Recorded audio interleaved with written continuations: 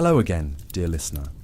You've arrived at the perfect time for a story from the past, told gently and slowly as night wraps itself around us. Whether you're easing into sleep or simply seeking a soft pause from the day, I'm grateful to be part of your routine. Let me know where you're listening from. Are you watching the sun rise, or is the moon hanging outside your window as it is mine? If these calm historical narratives bring you peace, I invite you to subscribe and come along for many more.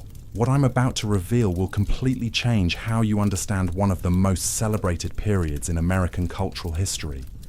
The story you've been told about 1930s, Harlem, is incomplete. Yes, it was the birthplace of incredible art, music, and literature. But it was also the epicenter of a drug crisis, so devastating that its effects would ripple through generations and reshape the very fabric of American society. In this series, I'm going to take you deep into the shadows of the Harlem Renaissance, where jazz musicians, everyday residents, and entire communities became trapped in a cycle of addiction that nobody saw coming. We'll meet the people who lived through this crisis, understand how heroin first infiltrated these streets, and discover how the response to this epidemic would lay the groundwork for America's approach to drug policy for decades to come.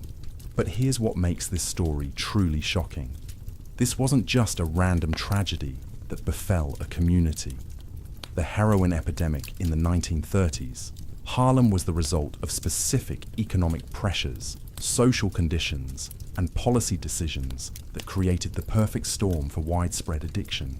And the way society responded to this crisis would reveal uncomfortable truths about race, class, and justice in America. Let me start by painting the scene of what Harlem looked like before heroin arrived, because understanding this transformation is crucial to grasping the full magnitude of what happened.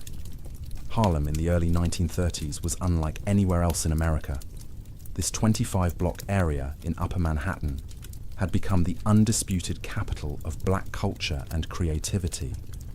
The Great Migration had brought hundreds of thousands of African Americans from the rural South to northern cities, and many had settled in Harlem, creating a concentration of talent, ambition, and artistic expression that the world had never seen before. The streets were lined with brownstone apartments that housed writers like Langston Hughes and Zora Neale Hurston, musicians like Louis Armstrong and Cab Calloway, and intellectuals like W.E.B. Du Bois and Marcus Garvey. The Apollo Theatre was launching careers that would define American entertainment for generations. The Savoy Ballroom was where new dance crazes were born and spread across the country. This was a community that was creating the soundtrack and literature of modern America. But even in this golden age, market crash of 1929, cracks were beginning to show. The stocked hit Harlem particularly hard. The first fire black workers were typically and are last hired during economic downturns, and unemployment rates in Harlem were double those of white neighborhoods. Many families who had migrated north seeking opportunity found themselves struggling to make rent in overpriced, overcrowded tenements. The speakeasy culture of prohibition had already introduced many residents to illegal substances and underground economies. When alcohol was banned, people didn't stop drinking. They just found new ways to get what they wanted. This created networks of illegal distribution and normalized the idea of breaking laws that seemed arbitrary or unjust. Enter Malcolm Little, though the world wouldn't know him as Malcolm X for many years yet. In 1940, he was just a 17-year-old kid from Michigan who had dropped out of school and was making his way to Boston, then New York.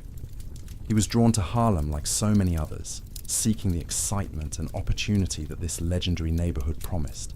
Malcolm's first impression of Harlem was electric. Years later, he would write about stepping off the subway at 125th Street and feeling like he had entered a different world entirely. The energy was intoxicating. People dressed with a style and sophistication that made him feel immediately underdressed. The music spilling out of clubs and apartments created a constant soundtrack that seemed to give rhythm to every step. But Malcolm also noticed something else. In the pool halls and on corners, he saw people who moved certain streets differently.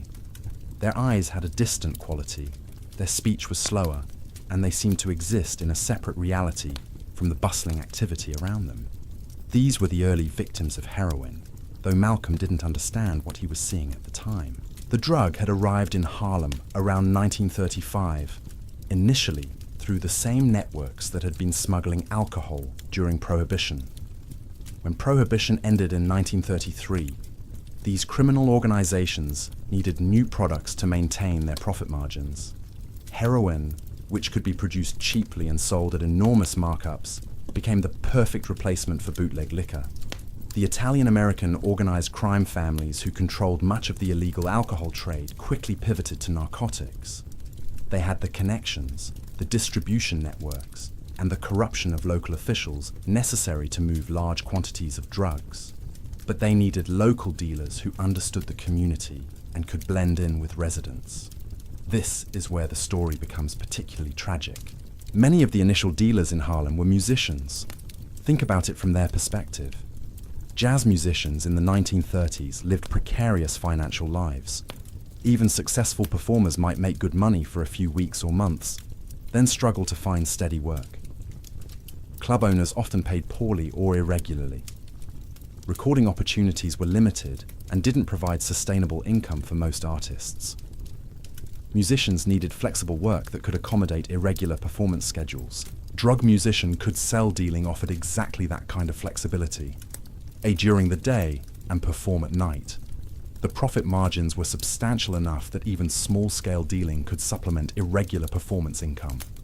And musicians already had extensive social networks throughout the community, making them natural candidates for distribution. But here's the insidious part. Many of these musician dealers quickly became users themselves. Heroin was marketed to the jazz community as a creativity enhancer. Dealers claimed it would make musicians play with more soul, more feeling, more authenticity. They pointed to famous musicians who were rumored to use the drug and suggested that heroin was the secret ingredient that separated great artists from merely good ones. This wasn't entirely fabricated marketing. Heroin does produce a temporary sense of euphoria and emotional numbness that some musicians found appealing, especially when dealing with the psychological stress of performing or the frustration of racial discrimination. In a society that treated even the most talented black artists as second-class citizens, the temporary escape that heroin provided seemed like a reasonable coping mechanism. Charlie Parker, who would become one of the most influential jazz musicians of all time, began using heroin in Kansas City in the late 1930s before moving to New York. His incredible talent made him a mag musician, and unfortunately, net for other, his drug use became part of his legend. Young musicians who idolized Parker began to believe that using heroin was somehow connected to achieving his level of artistic brilliance. This created a devastating feedback loop. As more prominent musicians became addicted, the drug gained credibility within the artistic community. Young people who moved to Harlem hoping to make it in the music scene saw heroin use as part of the culture they wanted to join, but the reality of heroin addiction bore no resemblance to the romantic image being sold to potential users. Sarah Johnson was a 19-year-old aspiring singer who arrived in Harlem from Philadelphia in 1938. She had a beautiful voice and enough talent to get occasional gigs at smaller clubs around the neighborhood. Like many young performers, she struggled financially between performances and took various odd jobs to pay rent for the tiny she shared with two-room other women in a boarding house on 145th Street. Sarah's introduction to heroin came through Tommy Williams, a saxophone player who performed regularly at a club called the Dark Tower Cha. Tommy was charismatic, well-dressed, and seemed to know everyone in the music scene. He took an interest in Sarah's career and promised to introduce her to club owners and booking agents who could help advance her singing career. Tommy's promises weren't entirely empty. He did have genuine connections in the music world, and he did introduce Sarah to people who could help her career.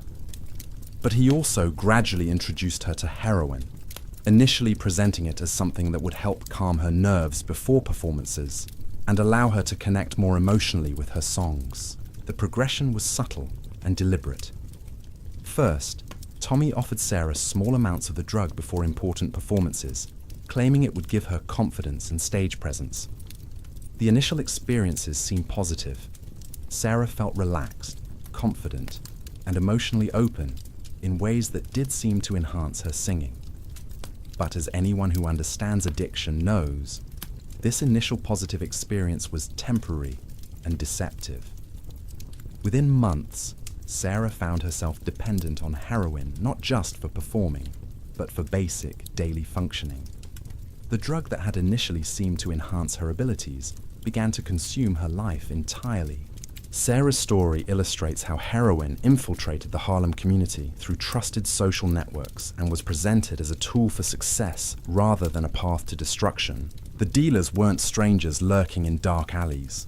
They were often friends, romantic partners, or respected figures in the artistic community who genuinely believed they were sharing something beneficial.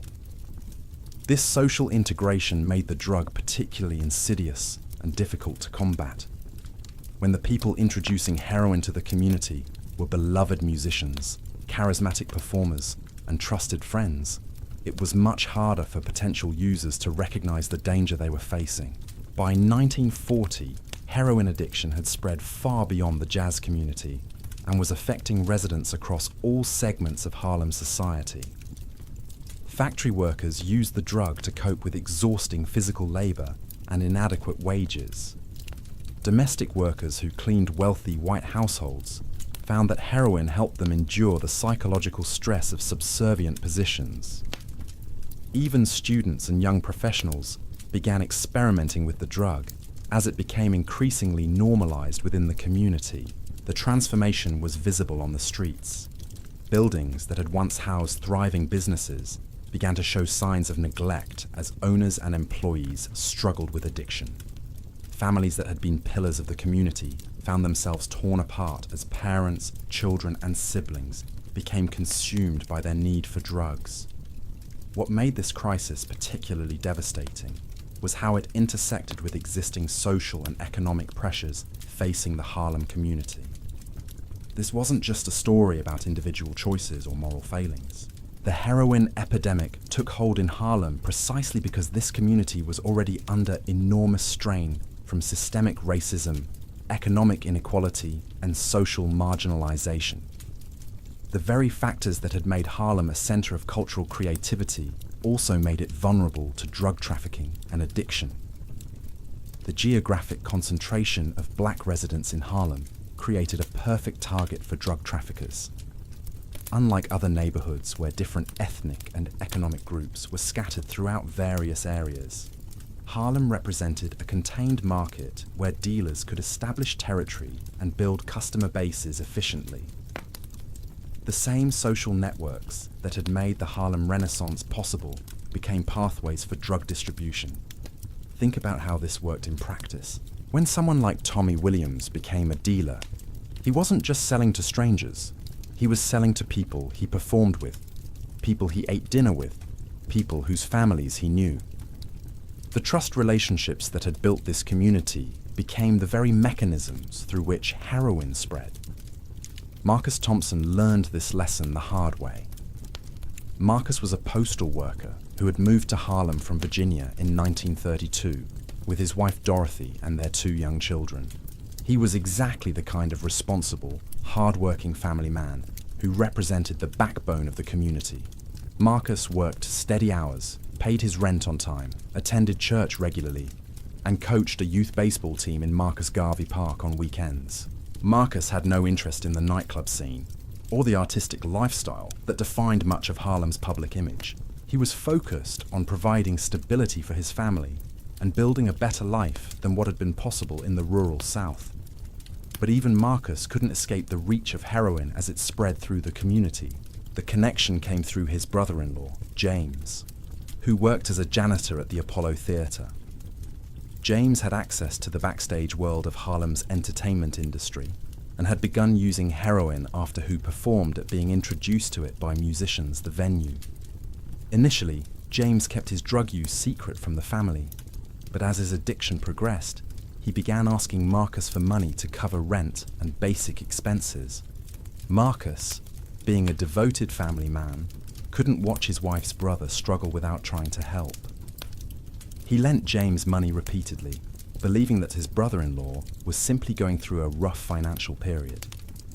It took months before Marcus understood that the money was going directly to drug dealers. By the time Marcus discovered the truth, James was so deep into addiction that he was stealing from the Apollo Theatre to support his habit.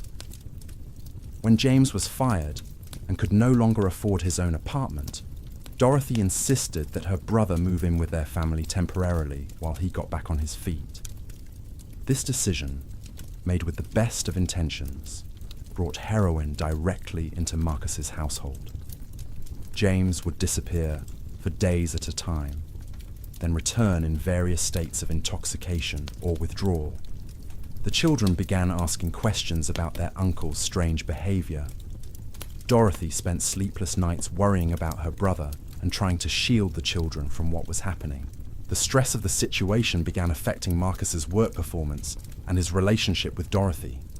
They argued constantly about how to handle James, and her responsibility with Dorothy torn to her brother to protect between her loyalty her children. Marcus felt trapped between his desire to help family and his recognition that James's presence was.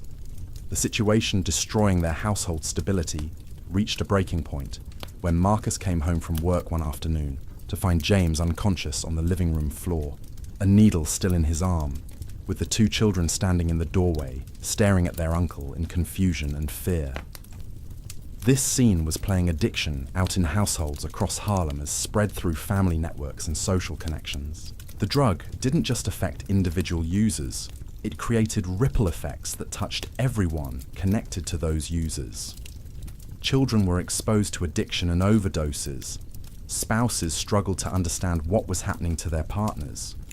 Parents watched adult children disappear into a world they couldn't comprehend.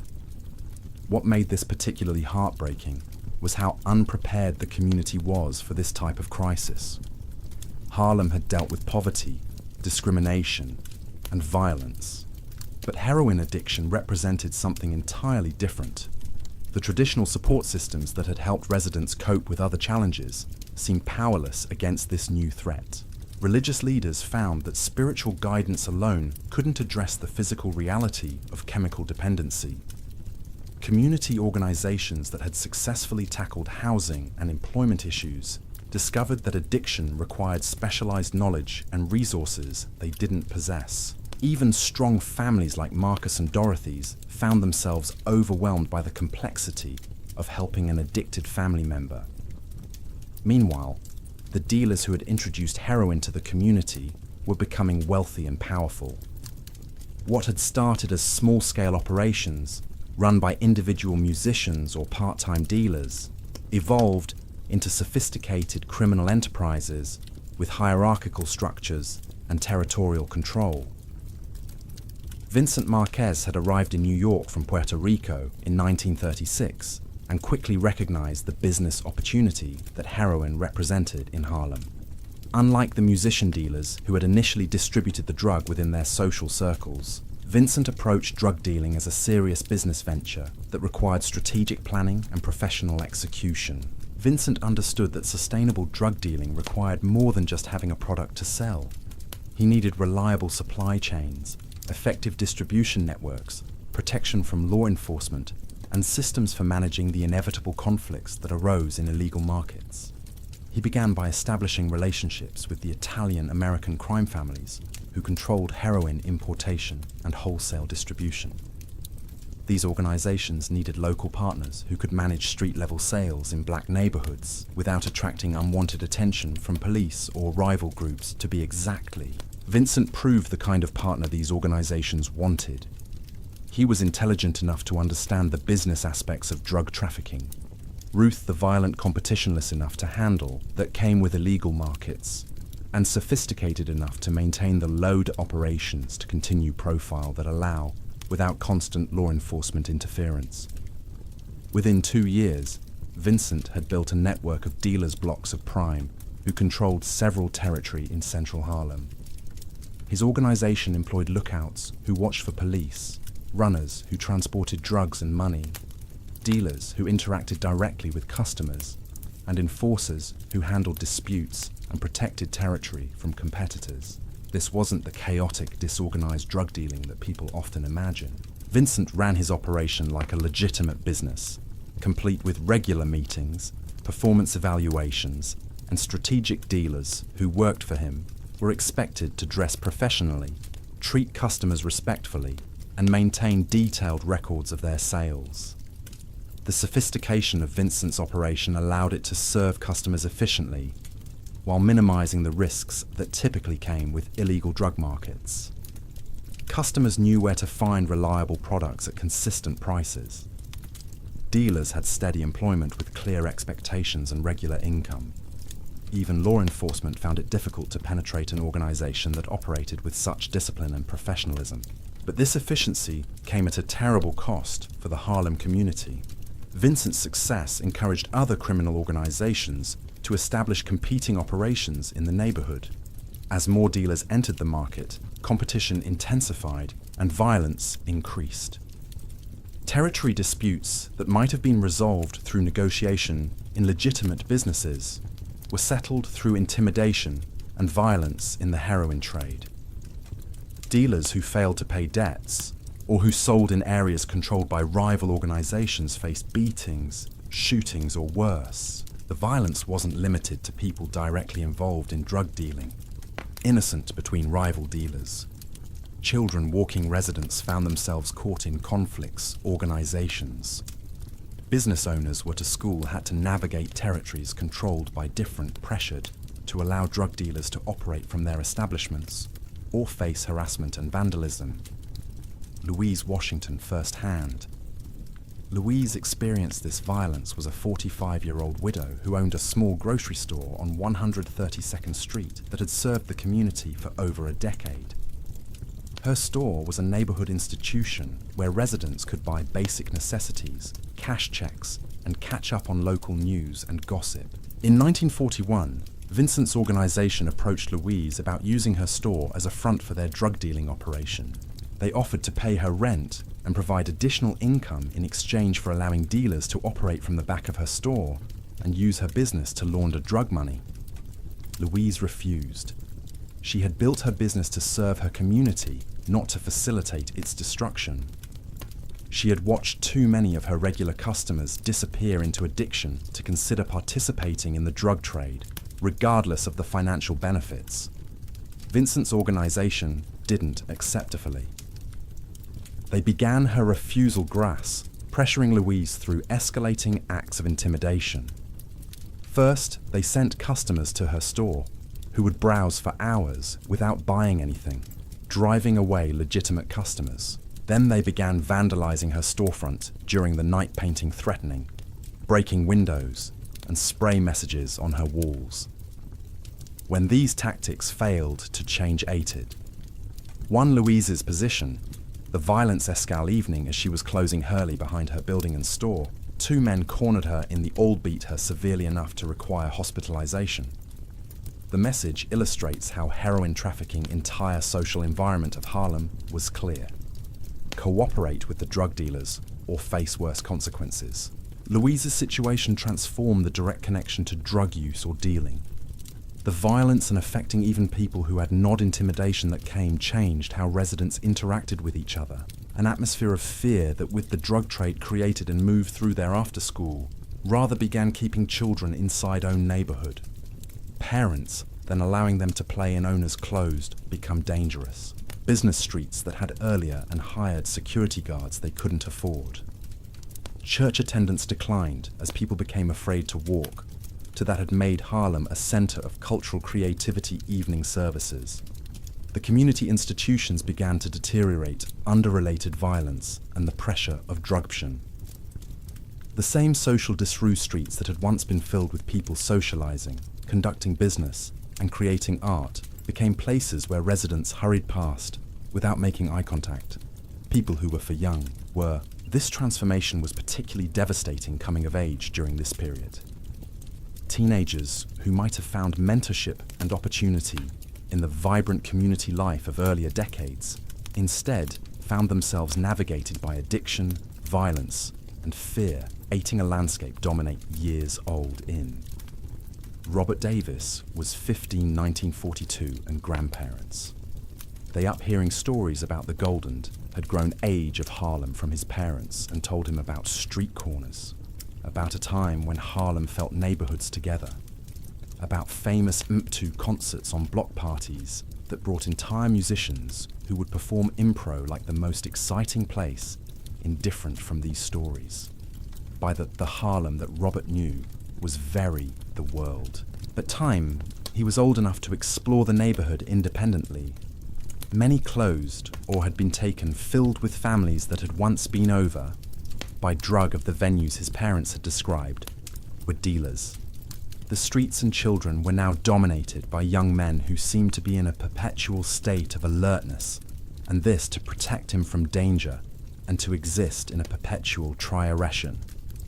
Robert's parents, by environment keeping him busy with school activities and part church time jobs, but it was impossible to completely insulate a teenager from the reality of his own neighborhood. Robert saw every day as he walked to school, went to work, the effects of heroin addiction, or visited friends. Some of his older cousins had become addicted to heroin and had transformed from promising young people into desperate individuals struggle with the decision. Robert watched his parents from their own families to support their drug habits, who would steal these family members, or to cut of whether to continue helping them off to protect their own household. The choices. Facing young to become people like Robert are much more limited, dangerous than they'd had been for previous generations. The legitimate opportunities that had drawn, nearing as businesses closed and community people disapped to Harlem during, where the Renaissance organizations struggled with membership and resources. At reduced the same time, the drug trade offered impossible to achieve immediate financial rewards that seemed through legal could earn more employment money in a week. Teenagers of dealing drugs than their parents made in a month of legitimate work. This economic reality created a terrible dilemma for young people and their families. Parents who wanted their children to stay away from drugs and crime found it difficult to provide compelling alternatives when legal employment offered such limited opportunities for advancement. The drug dealers understood this vulnerability perfectly and exploited it with calculated precision.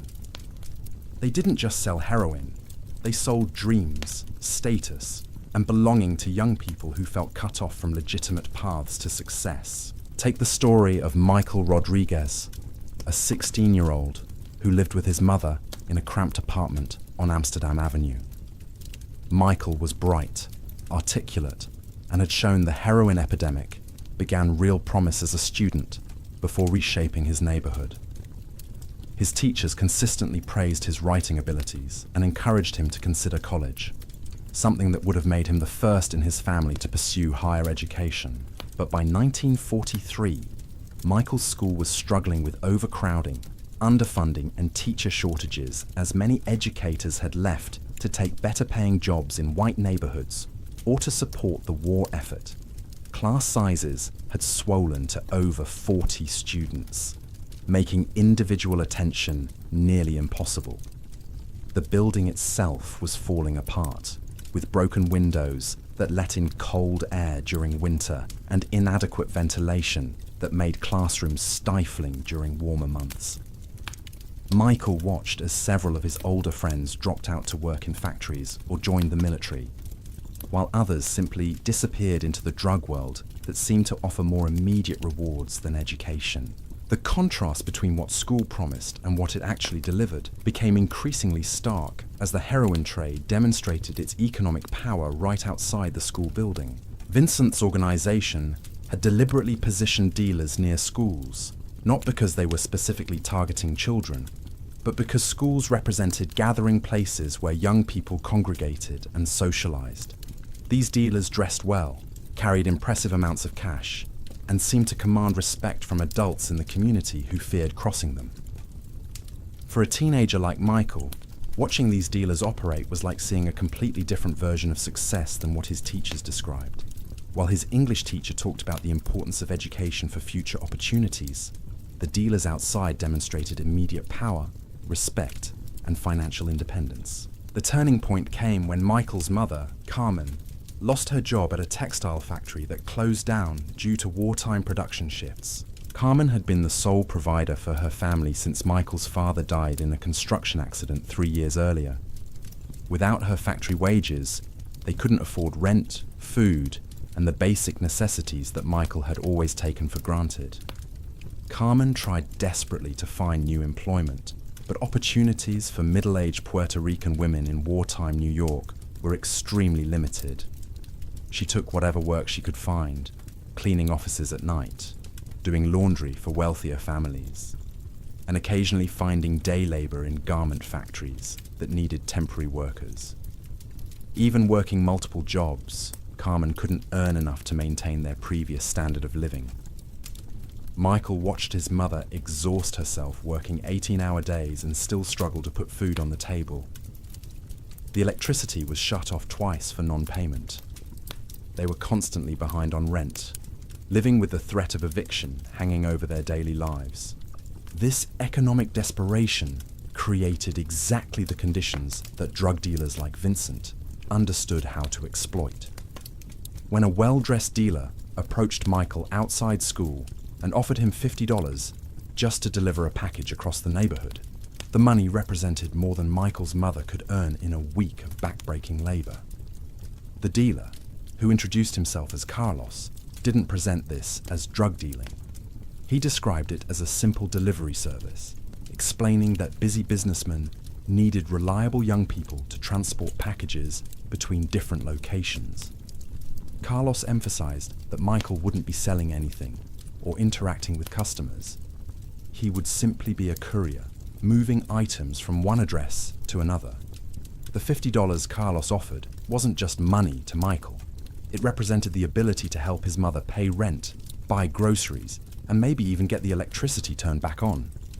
It represented dignity for a family that had been forced to rely on charity from their church and neighbors. Most importantly, it represented a way for Michael to contribute to his family's survival, rather than being a financial burden. Michael's first delivery seemed exactly as innocent as Carlos had described. He picked up a small package from an apartment building on 135th Street and delivered it to another apartment building on 142nd Street. The entire transaction took less than 30 minutes, and Michael received his $50 in cash with no questions asked and no complications. The simplicity and profitability of this work was intoxicating for a 16-year-old who had been watching his family struggle financially. Michael began making deliveries regularly, sometimes earning more in a single afternoon than his mother made in several days of exhausting labor. What Michael didn't understand initially was how carefully Vincent's organization had designed this recruitment process. New couriers like Michael were deliberately kept ignorant about what they were transporting and how the larger operation functioned. This protected the organization if couriers were arrested, since they couldn't provide information about higher-level dealers or operational details. More importantly, it allowed young people like Michael to rationalize their participation by maintaining the fiction that they weren't really involved in drug dealing. As long as Michael could tell himself he was just delivering packages, he could avoid confronting the reality that he was helping distribute heroin throughout his own community.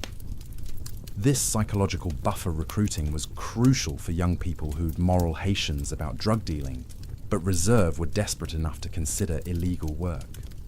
Vincent's organization understood that most teenagers from stable families wouldn't immediately agree to sell drugs, but they might agree to what seemed like simple courier work. The transition from courier to dealer was gradual and carefully managed. After several weeks of successful deliveries, Carlos began asking Michael to do slightly more complex tasks. Instead of just dropping off packages, Michael was asked to wait for return packages. Then, he was asked to collect money along with the return packages. Each new responsibility came with additional pay and was presented as a natural evolution of the work he was already doing. Within 3 months, Michael was effectively functioning as a low-level dealer, though he still thought of himself primarily as a courier. He was interacting directly with customers, handling money and drugs simultaneously, and taking on the risks that came with street-level drug dealing. The money was transformative for Michael's family. They caught up on their rent, restored their electricity, and began eating regular meals again. Carmen noticed the improvement in their financial situation, but didn't immediately question where the money was coming from. Michael told her he had found part-time work helping a local businessman with deliveries, which was technically true, even if it omitted crucial details. Carmen was so relieved to see their financial stress reduced that she didn't probe too deeply into the specifics of Michael's employment. Like many parents during this period, she was focused on day-to-day survival and was grateful for any legitimate-seeming income that helped stabilize their household. This family dynamic illustrates how the heroin trade infiltrated communities through economic necessity rather than moral corruption. Michael wasn't drawn to drug dealing by greed or excitement. He was responding to genuine financial crisis that threatened his family's basic survival. Carmen wasn't willfully ignorant about her son's activities.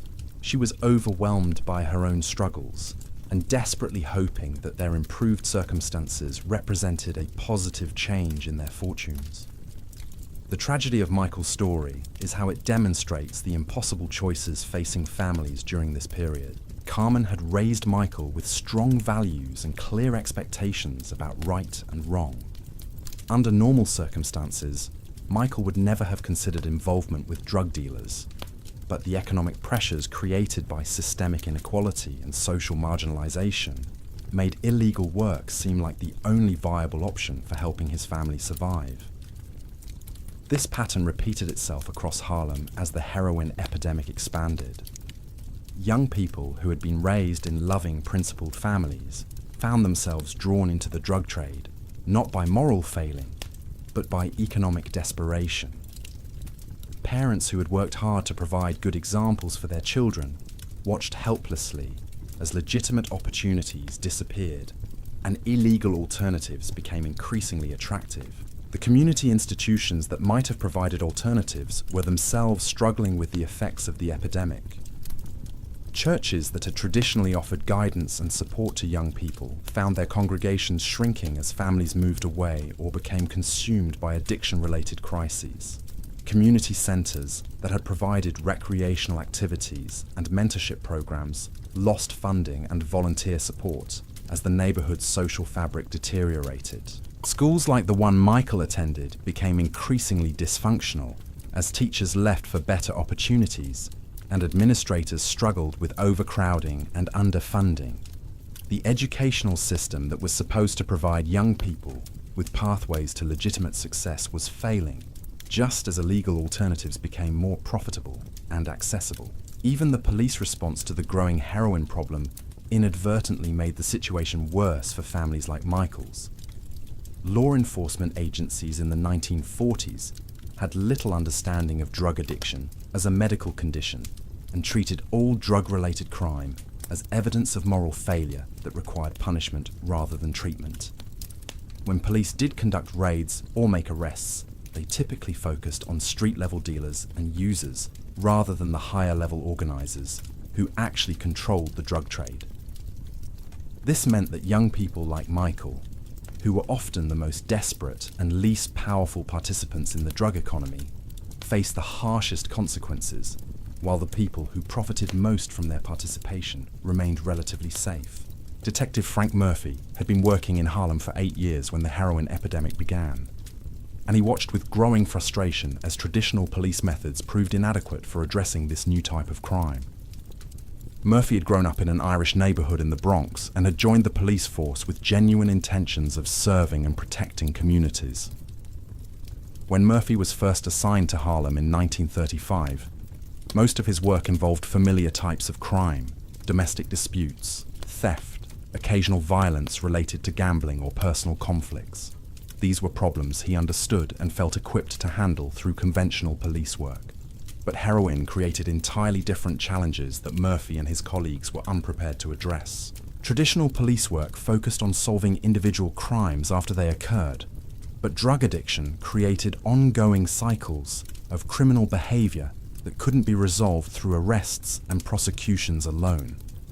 Murphy found himself arresting the same people repeatedly for drug-related offences, only to see them return to the streets within days or weeks to resume the same behaviours that had led to their previous arrests. Young men like Michael would be arrested for drug dealing, spend a few weeks in jail, then return to the same corners to continue selling drugs because they had no other viable options for supporting themselves or their families. This revolving door of arrests and releases was frustrating for police officers who wanted to see their work produce lasting improvements in community safety.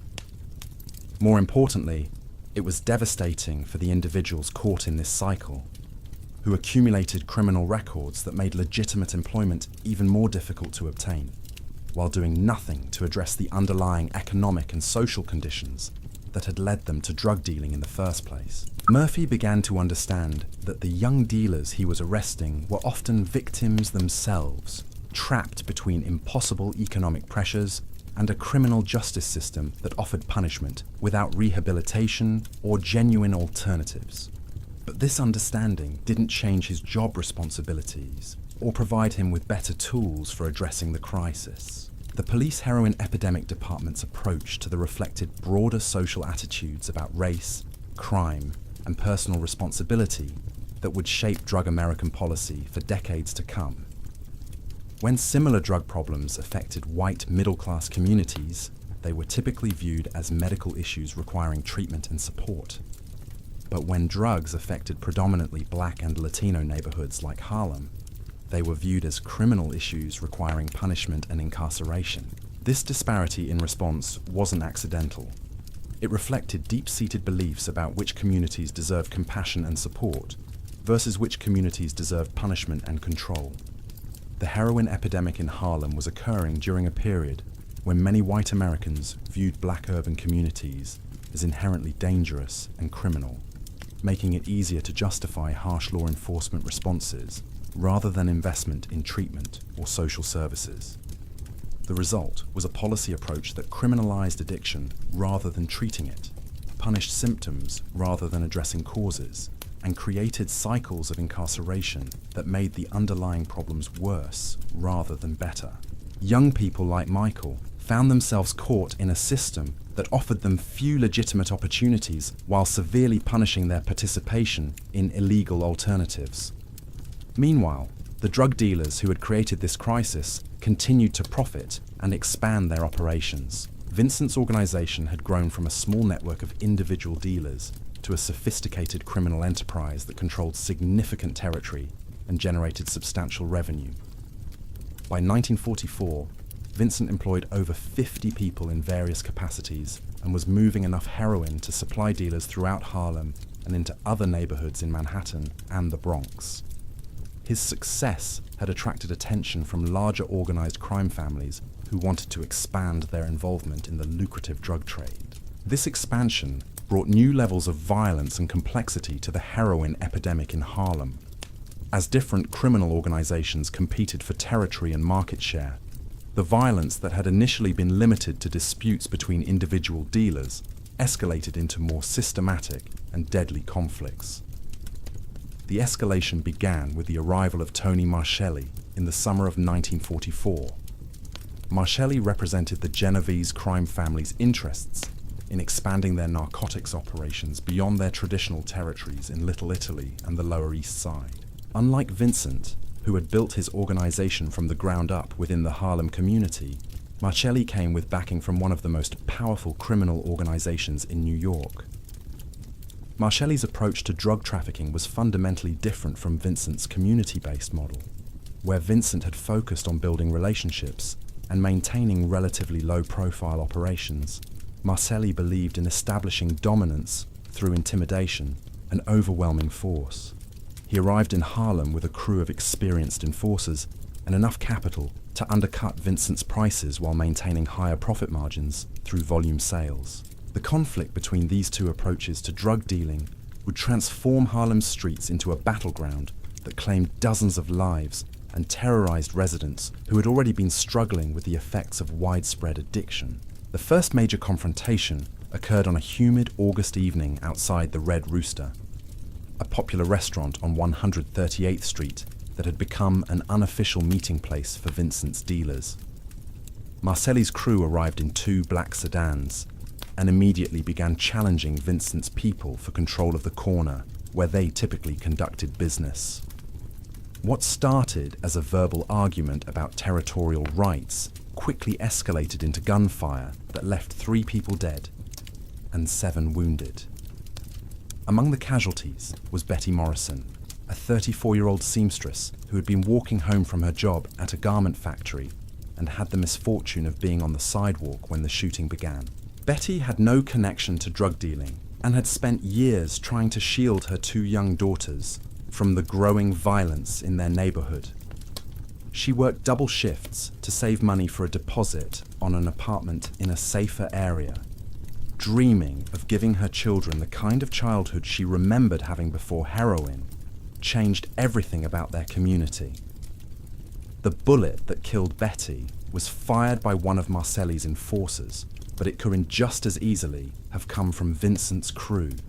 The chaos of the gunfight, nobody could determine exactly which shots came from which guns.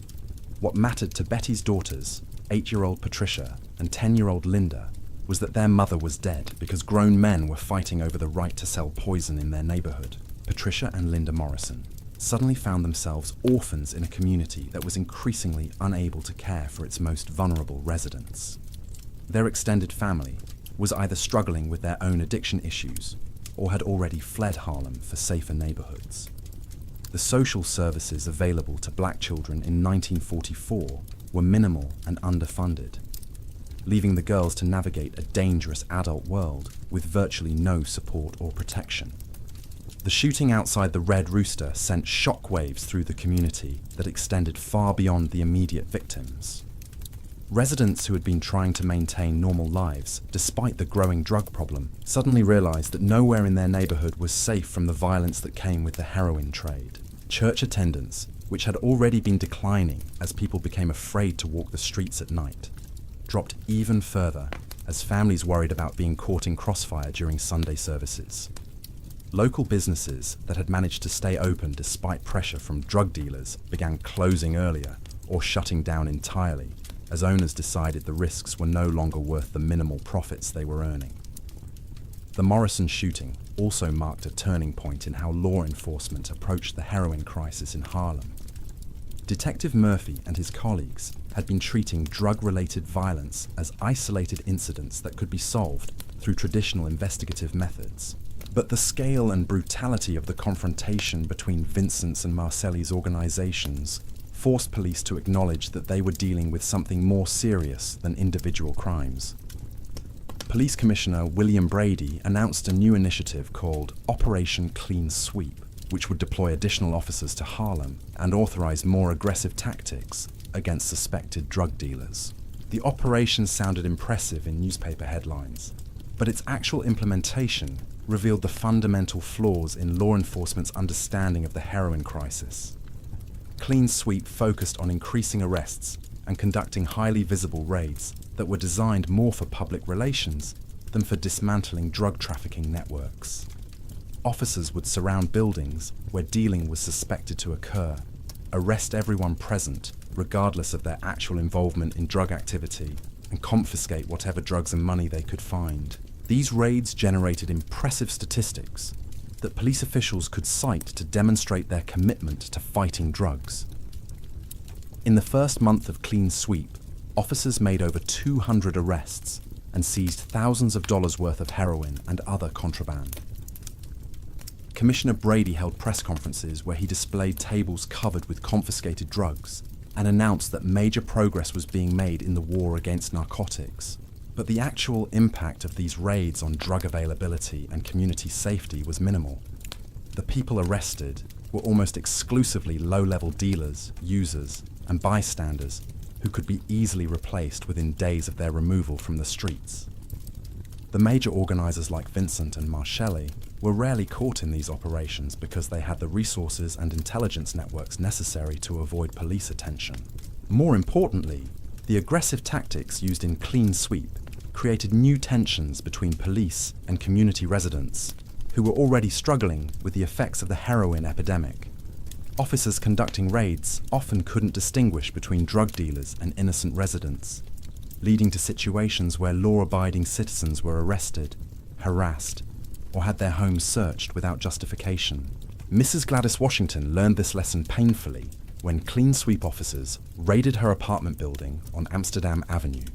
Gladys was a 62-year-old retired school teacher who had lived in the same apartment for 15 years and was known throughout the building as someone who looked out for her neighbours and tried to maintain community standards despite the deteriorating conditions around her. When officers stormed into the building looking for suspected drug dealers, they broke down Gladys's door along with several others, apparently operating on the assumption that drugs could be hidden in any apartment. They ransacked her modest home, destroying furniture and personal belongings while searching for evidence that didn't exist. Gladys, who had never used drugs and had actually been trying to organize other residents to pressure drug dealers to leave their building, found herself handcuffed and questioned as if she were a criminal. The officers eventually released her without charges, but not before she had spent 6 hours in custody and watched helplessly as her life's possessions were destroyed by people who were supposedly trying to protect her community. The psychological impact of this experience on Gladys was devastating. She had grown up believing that police officers were protectors who could be trusted to help law-abiding citizens. The raid shattered that belief and left her feeling vulnerable and abandoned by the very institutions that were supposed to provide safety and security. Gladys's experience was repeated dozens of times during clean sweep operations, creating a growing sense among Harlem residents that they were under siege not just from drug dealers, but from law enforcement as well. People who had initially supported aggressive police action against drug trafficking began to question whether the cure was worse than the disease. This erosion of trust between police and community had long-term consequences that extended far beyond the immediate impact of individual raids. When residents stopped cooperating with police investigations, it became much more difficult to solve crimes or gather intelligence about drug trafficking operations. When people stopped calling police to report suspicious activity, drug dealers gained more freedom to operate without fear of detection. The failure of clean sweep to produce lasting improvements in community safety while simultaneously damaging police-community relations illustrated the fundamental inadequacy of treating drug addiction as purely rather a law enforcement problem. But then reconsidering their approach, police officials doubled down on aggressive tactics and called for even more resources to fight what they characterized as a war against drugs. Meanwhile, the actual war between Vincent's and Marcelli's organizations continued to escalate, bringing new levels of violence to streets where children played and families tried to maintain normal lives. The second major confrontation occurred in early September outside PS 139, an elementary school on 141st Street, where over 800 children between the ages of 5 and 12 received their education. The timing, because, was particularly tragic. The shooting began just as school was being dismissed for the day, meaning that dozens of children were walking out of the building when gunfire erupted. The conflict started when Marcelli's crew attempted to establish a dealing operation directly across from the school, calculating that the constant foot traffic of parents picking up children would provide excellent cover for drug transactions. Vincent's organization couldn't allow this territorial expansion without appearing weak to their own dealers and customers, so they dispatched a team to remove Marcelli's people from the school area. What followed was a running gun battle that lasted nearly 20 minutes and involved over 30 shots being fired in broad daylight on a busy street filled with children and their parents.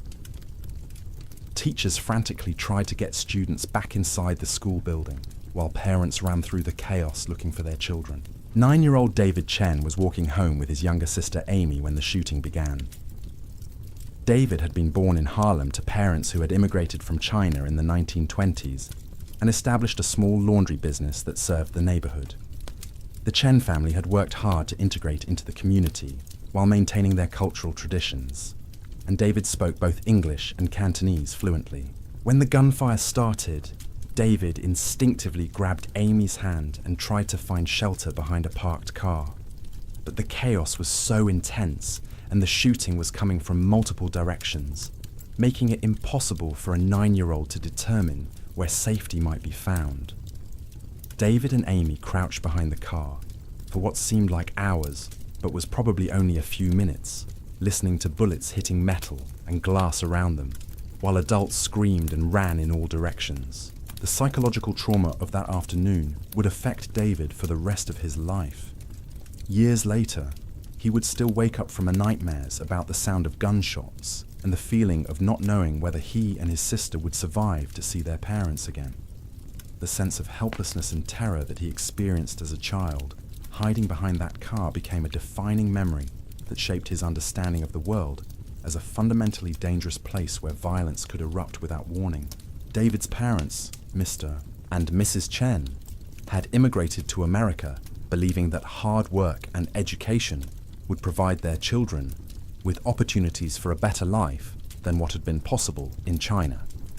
They had chosen to live in Harlem because it was one of the few neighborhoods where their family could afford rent, and they had been willing to accept the challenges that came with living in a predominantly black community during a period of significant racial tension. But the heroin epidemic created dangers that went beyond anything the Chen family had anticipated when they decided to make America their home. The violence that erupted outside David's school wasn't the result of racial conflict or economic competition that they might have understood and planned for. It was random, unpredictable violence that could affect anyone who happened to be in the wrong place at the wrong time. The shooting outside PS 139 finally forced city officials to acknowledge that the heroin crisis in Harlem had reached levels that required more than traditional law enforcement responses.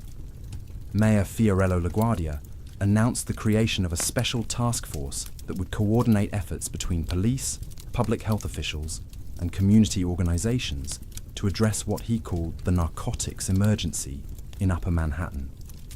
The task force represented the first official recognition that drug addiction might require medical and social interventions rather than purely punitive measures.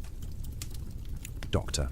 Marie Williams, a psychiatrist who had been studying addiction at Bellevue Hospital, was appointed to lead the medical component of the response, while Reverend Adam Clayton Powell Jr. was asked to coordinate community outreach efforts. Dr. Williams had been one of the few medical professionals in New York who understood that heroin addiction was a complex condition that involved physical dependency, psychological factors, and social circumstances. Her work at Bellevue had given her direct experience treating addicted patients, and she had become convinced that punishment alone would never solve the addiction crisis. When Dr. Williams began her work with the task force, she immediately recognized that the scope of the heroin problem in Harlem was much larger than city officials had acknowledged. Her preliminary surveys suggested that over 3,000 residents were actively using heroin, with addiction rates particularly high among young men between the ages of 18 and 25. More troubling was her discovery that addiction was spreading beyond the jazz musician community and street-level dealers, who had been the initial focus of law enforcement attention. Dr. Williams found evidence of heroin use among factory workers, domestic employees, students, and even some professionals who had managed to conceal their addiction while maintaining apparently normal lives. The case of Dr. James Patterson illustrated how heroin had penetrated even the most respectable segments of Harlem society. Dr. Patterson was a 38-year-old physician who operated a small practice from a storefront on Lenox Avenue, providing medical care to residents who couldn't afford to travel to downtown hospitals or pay the fees charged by white doctors. Dr. Patterson had graduated from Howard University Medical School and completed his residency at Harlem Hospital, representing exactly the kind of professional success that parents in the community hoped their children might achieve. He was married, owned his own home, and was actively involved in church and community activities. But Dr. Patterson had also been using heroin for over 2 years, initially starting with small amounts that he told himself were helping him cope with the stress of running a medical practice in an underserved community, the demands of treating patients with limited resources, dealing with the violence and trauma that were becoming commonplace in the neighborhood. and managing the financial pressures of operating a small business had created levels of stress that Dr. Patterson felt unprepared to handle. Heroin had initially seemed like a reasonable solution to these pressures. The drug provided temporary relief from anxiety and emotional exhaustion, allowing Dr. Patterson to continue functioning professionally while numbing the psychological pain that came with witnessing so much suffering in his community. But as Dr. Williams understood from her work with other addicted professionals, the temporary relief that heroin provided came at the cost of increasing physical dependency and psychological reliance.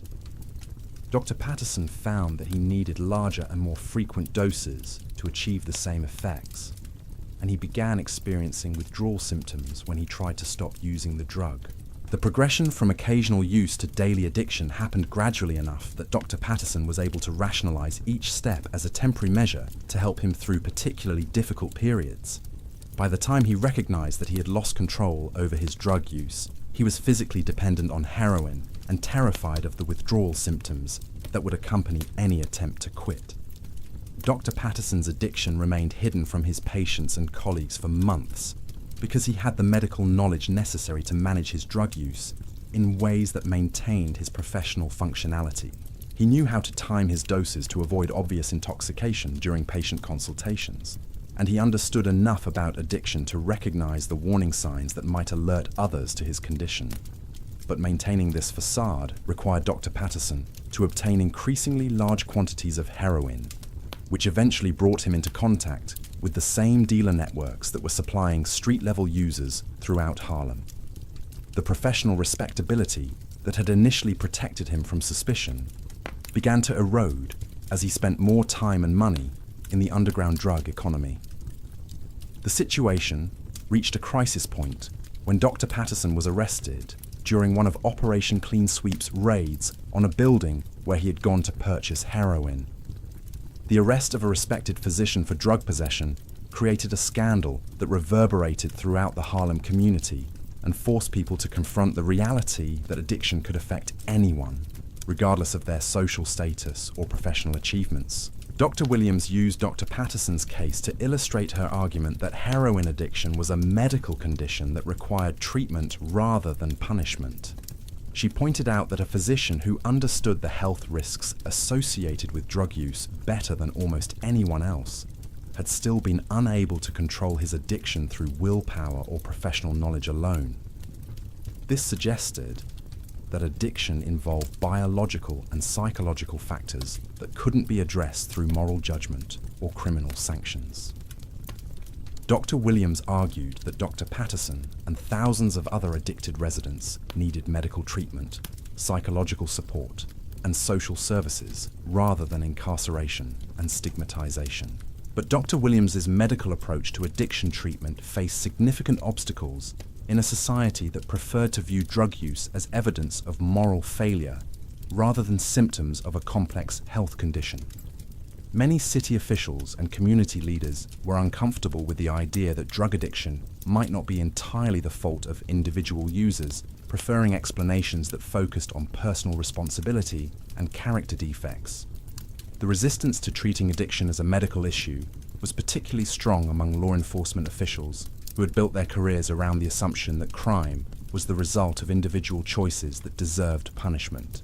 Commissioner Brady and other police leaders argued that providing medical treatment to drug addicts would only encourage more people to experiment with heroin by removing the fear of consequences. This philosophical conflict between medical and law enforcement approaches to addiction would define debates about drug policy for decades to come.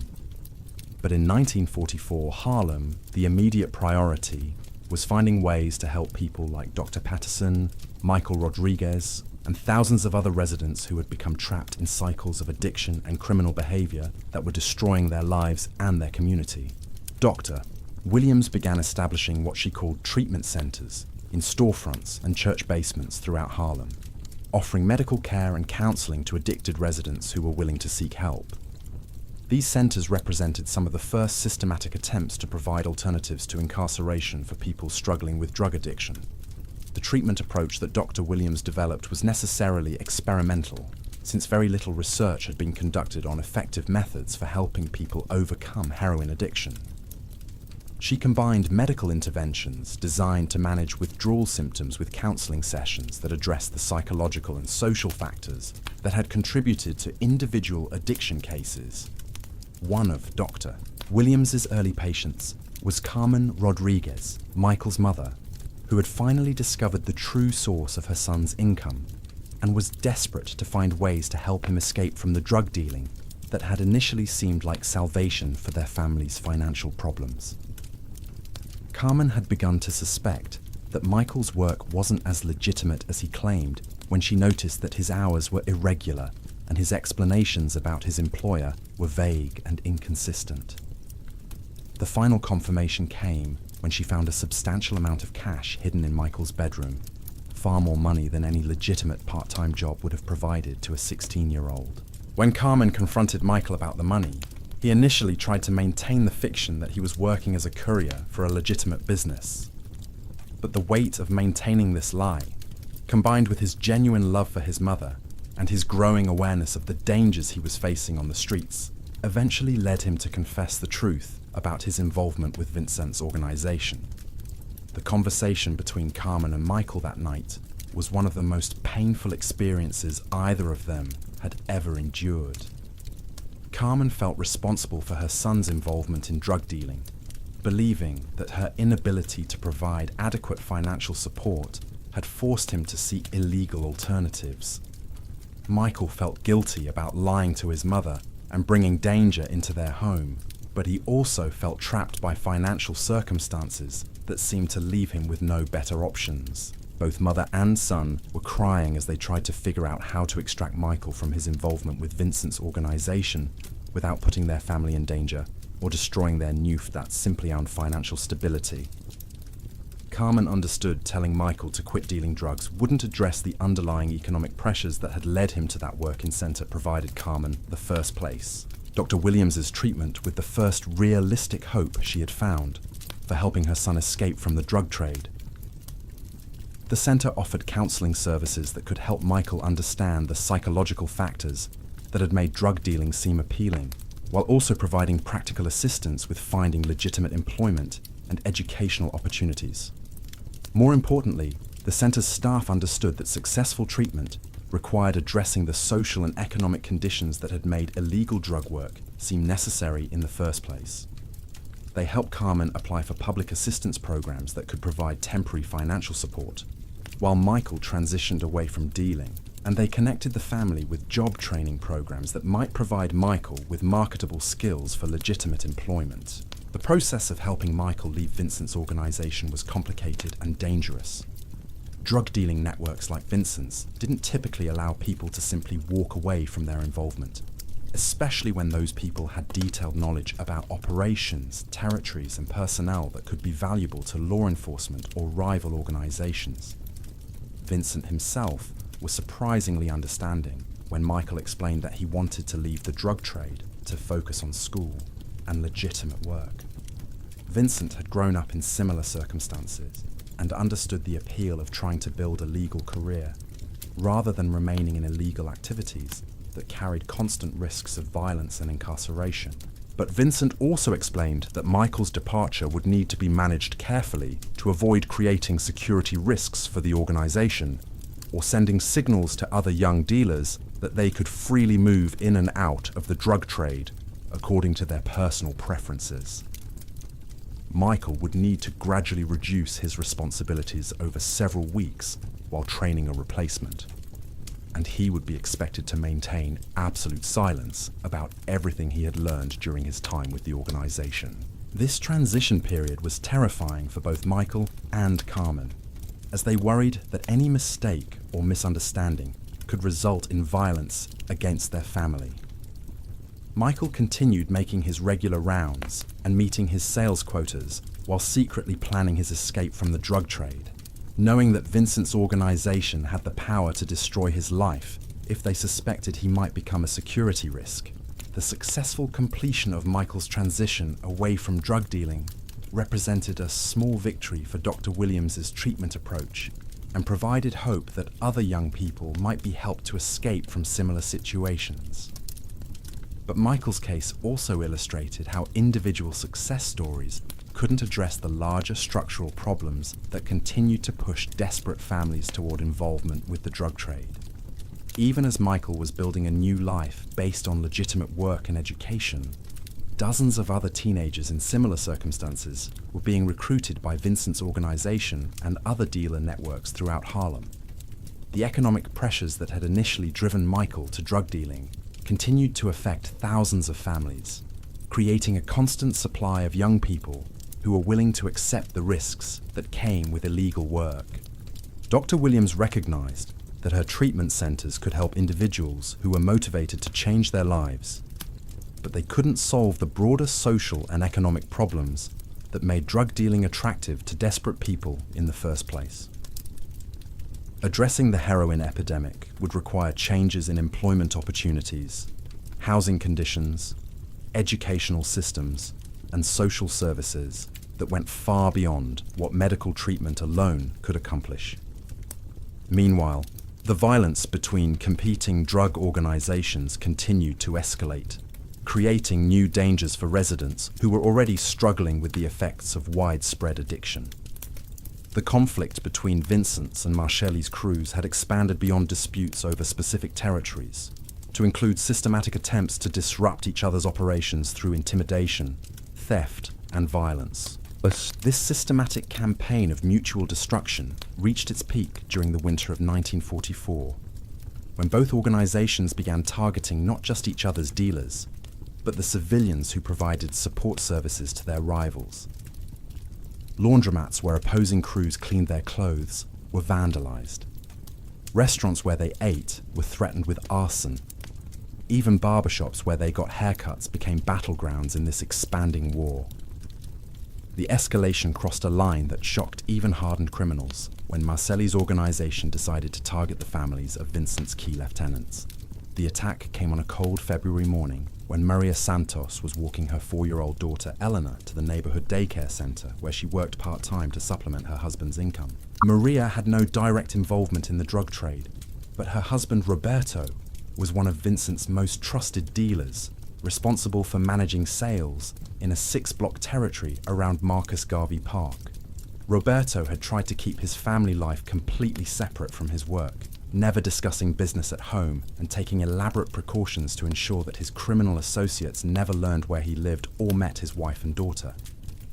But Marcelli's crew had been conducting surveillance on Vincent's organization for weeks, following dealers home and mapping out their personal relationships.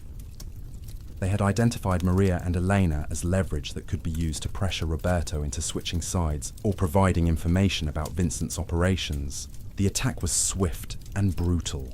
2 men approached Maria as she was crossing 124th Street with Elena, grabbing the little girl and threatening to hurt her unless Maria delivered a message to her husband.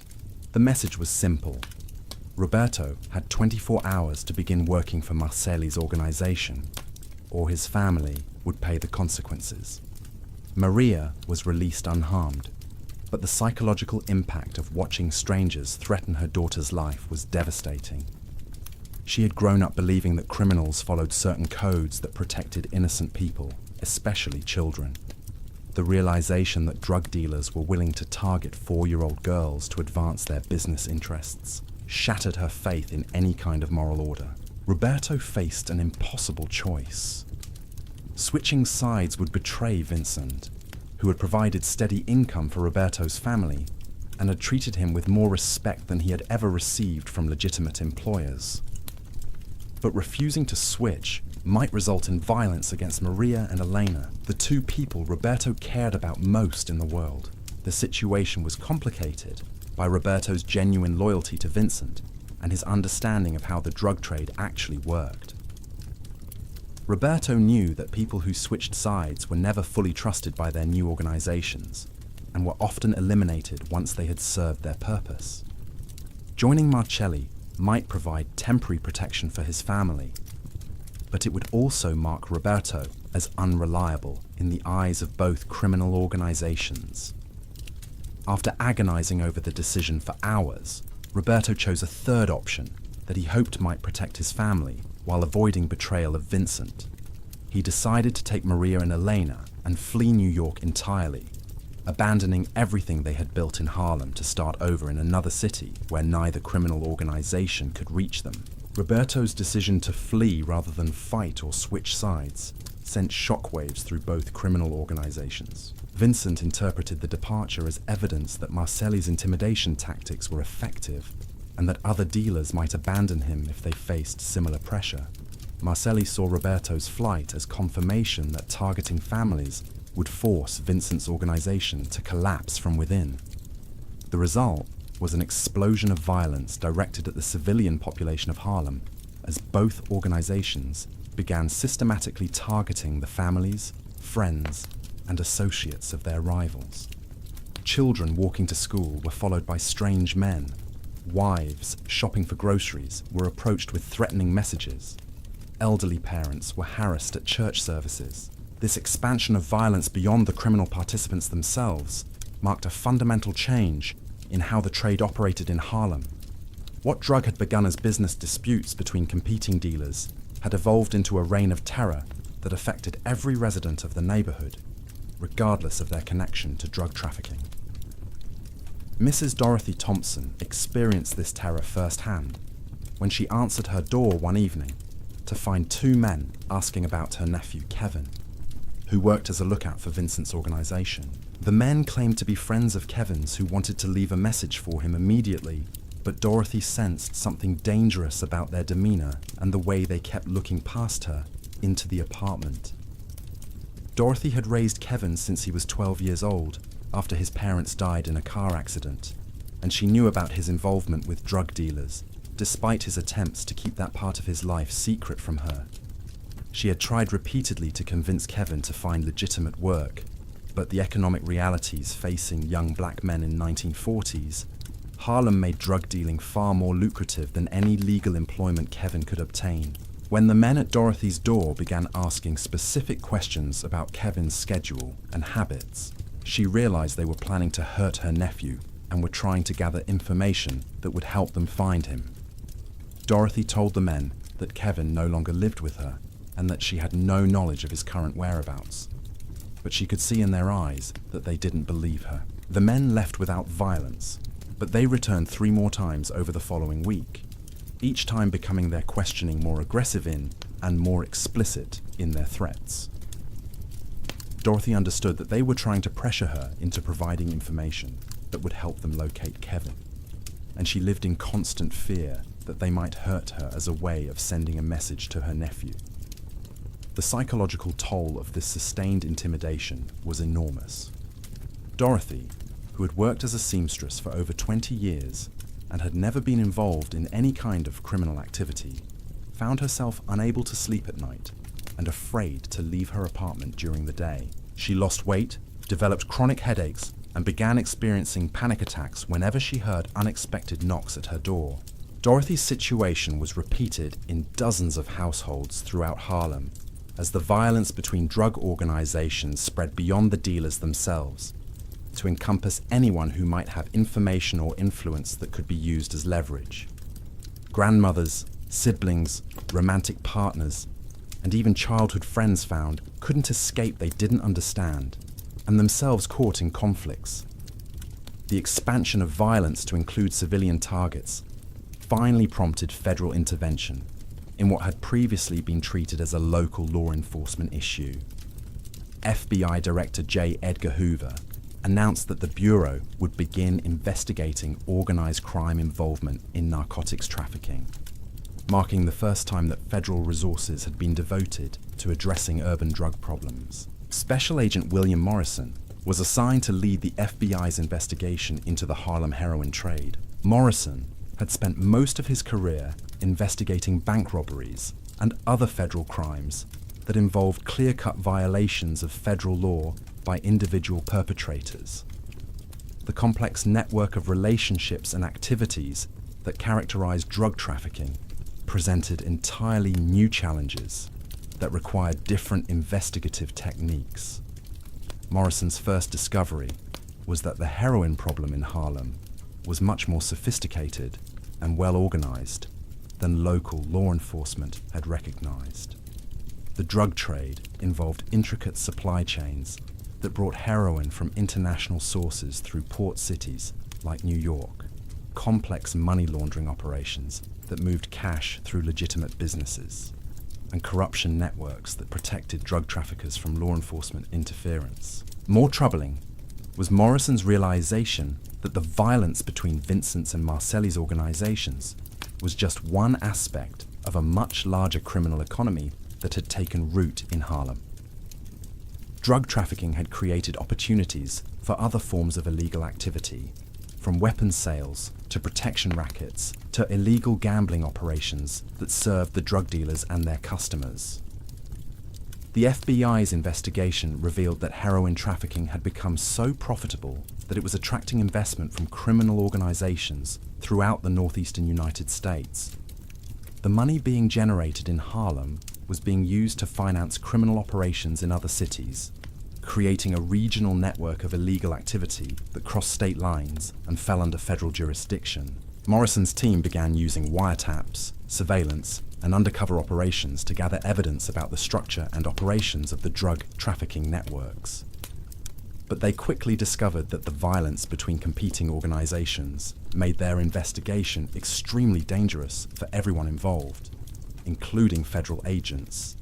The danger became personal for Morrison when his cover was blown during an undercover operation designed to gather evidence about Marcelli's money laundering activities. Morrison had been posing as a businessman interested in investing in legitimate enterprises that could be used to hide drug profits, but someone within Marcelli's organization discovered his true identity and put out a contract on his life. Morrison was forced to wear a bulletproof vest and travel with armed escorts for months while the FBI worked to neutralize the threat against him. The experience gave him a new appreciation for the fear that ordinary Harlem residents lived with every day. As the violence between drug dealers and police officers, organizations continued to escalate. But Morrison's investigation also provided hope that the cycle of violence and addiction might finally be broken through systematic law enforcement action that targeted the leadership and financial structure of the drug trafficking networks, rather than just arresting street-level dealers and users.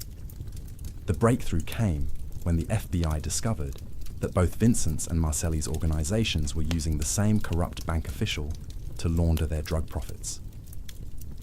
Thomas Brennan worked as a vice president at Manhattan Savings and Trust, a small bank that served many of the legitimate businesses in Harlem and had developed a reputation for being willing to work with entrepreneurs who might not qualify for loans from larger institutions. Brennan had initially become involved in money laundering through what seemed like routine banking services for small business owners who dealt primarily in cash. Many legitimate enterprises in Harlem operated on a cash basis because their customers didn't have bank accounts or credit cards, making it difficult for traditional banking institutions to distinguish between legal and illegal sources of cash deposits. The transition from legitimate banking services to active participation in money laundering happened gradually as Brennan realized how much money he could make by asking fewer questions about the source of large cash deposits. Drug dealers were willing to pay substantial fees for banking services that helped them convert cash into more manageable forms and create paper trails that made their income appear legitimate. Brennan's involvement with both criminal organizations gave the FBI leverage they could use to gather evidence about the internal operations of both Vincent's and Marcelli's networks. When agents confronted Brennan with evidence of his money laundering activities, he agreed to cooperate with their investigation in exchange for reduced charges and protection from the criminal organizations he had been serving. The intelligence that Brennan provided allowed the FBI to map out the entire structure of both drug trafficking organizations, from street-level dealers to high-level coordinators who managed territories and supervised operations. More importantly, Brennan's cooperation gave agents access to financial records that documented the enormous profits being generated by heroin sales in Harlem. Morrison's investigation revealed that Vincent's organization alone was generating over $50,000 per month in profits from drug sales, an astronomical amount of money by 1940s standards that exceeded the annual income of most legitimate businesses in Harlem. Marcelli's organization was even more profitable, generating nearly $70,000 per month through higher volume sales and more efficient operations. These profit figures helped explain why the violence between the two organizations had become so intense and why both groups were willing to target civilian populations to gain competitive advantages. The stakes involved in controlling heroin distribution in Harlem were high enough to justify almost any level of violence or intimidation that might help secure or expand market share. But the investigation also revealed the human cost of these enormous profits. The money being generated by drug sales was coming directly from the pockets of addicted residents who were spending their rent money, grocery money, and children's clothing money to purchase heroin. Families were being destroyed financially as addiction consumed increasing portions of their household budgets. Dr. Williams's treatment centers were seeing patients who had sold their furniture, jewelry, and personal possessions to finance their drug purchases. Parents were arriving at her clinics asking for help with children who had stolen money from family members to buy heroin. Elderly residents were reporting that their own grandchildren had robbed them to support drug habits. The economic impact of widespread addiction extended beyond individual families to affect the entire commercial life of the neighborhood. Businesses that had served the Harlem community for decades were losing customers who no longer had disposable income to spend on anything except drugs. Landlords were struggling with tenants who spent their rent money on heroin and then faced eviction for non-payment. Even churches, which had traditionally served as anchors of stability in the community, were experiencing financial difficulties as congregation members reduced their donations to divert money toward drug purchases. The social institutions that had made Harlem a center of cultural creativity were being undermined by the economic drain of widespread addiction. Mary Johnson's small restaurant on 135th Street provided a perfect example of how addiction was destroying the economic foundation of the community. Mary had opened her restaurant in 1938, with savings from 15 years of working as a domestic servant for wealthy white families in Manhattan. The restaurant served traditional Southern cooking to residents who missed the food of their childhoods and couldn't find authentic versions elsewhere in New York. For several years, Mary's restaurant had been a profitable business and a popular gathering place where residents could enjoy good food while socializing with their neighbors. The restaurant employed the community people from 6 and served over 100 customers per day during peak periods. But as heroin addiction spread throughout the neighborhood, Mary began losing customers who could no longer afford to eat in restaurants. Regular patrons who had previously visited several times per week stopped coming entirely as they redirected their spending toward drug purchases. Other customers began asking for smaller portions or sharing meals to reduce their costs. The decline in business forced Mary to reduce her staff from 6 employees to 3, then to 2, then finally to just herself and her teenage son, who helped serve customers after school. Even with these cost reductions, Mary was struggling to pay rent and keep the restaurant operating. The final blow came when 3 of Mary's remaining regular customers were arrested during an Operation Clean Sweep raid and sentenced to jail that terms would keep them away from the neighborhood for months. These customers had represented % of Mary nearly 20's remaining business, and their absence pushed her restaurant's finances beyond the breaking point. Mary was forced to close her restaurant in the spring of 1945, ending a business that had served the community for 7 years and provided employment for dozens of residents. The closure eliminated another gathering place where people could maintain social connections and community relationships that were essential for neighborhood stability. The pattern repeated itself throughout Harlem as businesses closed, jobs disappeared, and the economic infrastructure that supported community life gradually collapsed under the pressure of widespread addiction. The heroin epidemic wasn't just destroying individual lives, it was dismantling the entire social and economic foundation that had made the Harlem Renaissance possible. Meanwhile, federal agents were preparing to execute the largest coordinated law enforcement operation in the history of American drug enforcement, Morrison's investigation had provided enough evidence to justify simultaneous raids on both Vincent's and Marcelli's organizations, with the goal of arresting the leadership of both groups and seizing their assets. The operation, codenamed Harlem Thunder, involved over 200 federal agents, local police officers, and prosecutors working together to dismantle what officials described as the most sophisticated drug trafficking network ever discovered in the United States. The raids were scheduled for dawn on June 15, 1945, with teams simultaneously hitting dozens of locations where the drug organizations conducted business or stored money and drugs. Vincent Martinez was arrested at his apartment on St. Nicholas Avenue while eating breakfast with his girlfriend and her 2 young children. The arrest was conducted without violence, partly because Vincent understood that resistance would only result in additional charges, and partly because he had been expecting this moment for months as law enforcement pressure increased. When federal agents searched Vincent's apartment, they found over $15,000 in cash hidden in various locations, along with detailed records of drug sales, territory assignments, and personnel decisions that provided investigators with comprehensive documentation of how his organization operated. Vincent's arrest was simultaneously shocking and anticlimactic for residents who had watched his organization grow from a small network of individual dealers to a sophisticated criminal enterprise that controlled significant portions of their neighborhood. Many people had expected that Vincent's eventual downfall would involve dramatic gun battles or spectacular acts of violence, rather than a quiet arrest over breakfast. Tony Marcelli's arrest was more dramatic, but equally decisive. Federal agents surrounded his headquarters, a fortified apartment building on Amsterdam Avenue, and used loudspeakers to demand his surrender. When Marcelli refused to come out peacefully, agents used tear gas to force him from the building, leading to a confrontation that lasted several hours and attracted hundreds of spectators. The arrests of Vincent and Marcelli, along with over 60 other defendants charged in connection with their organizations, represented the largest drug enforcement success in American history up to that point.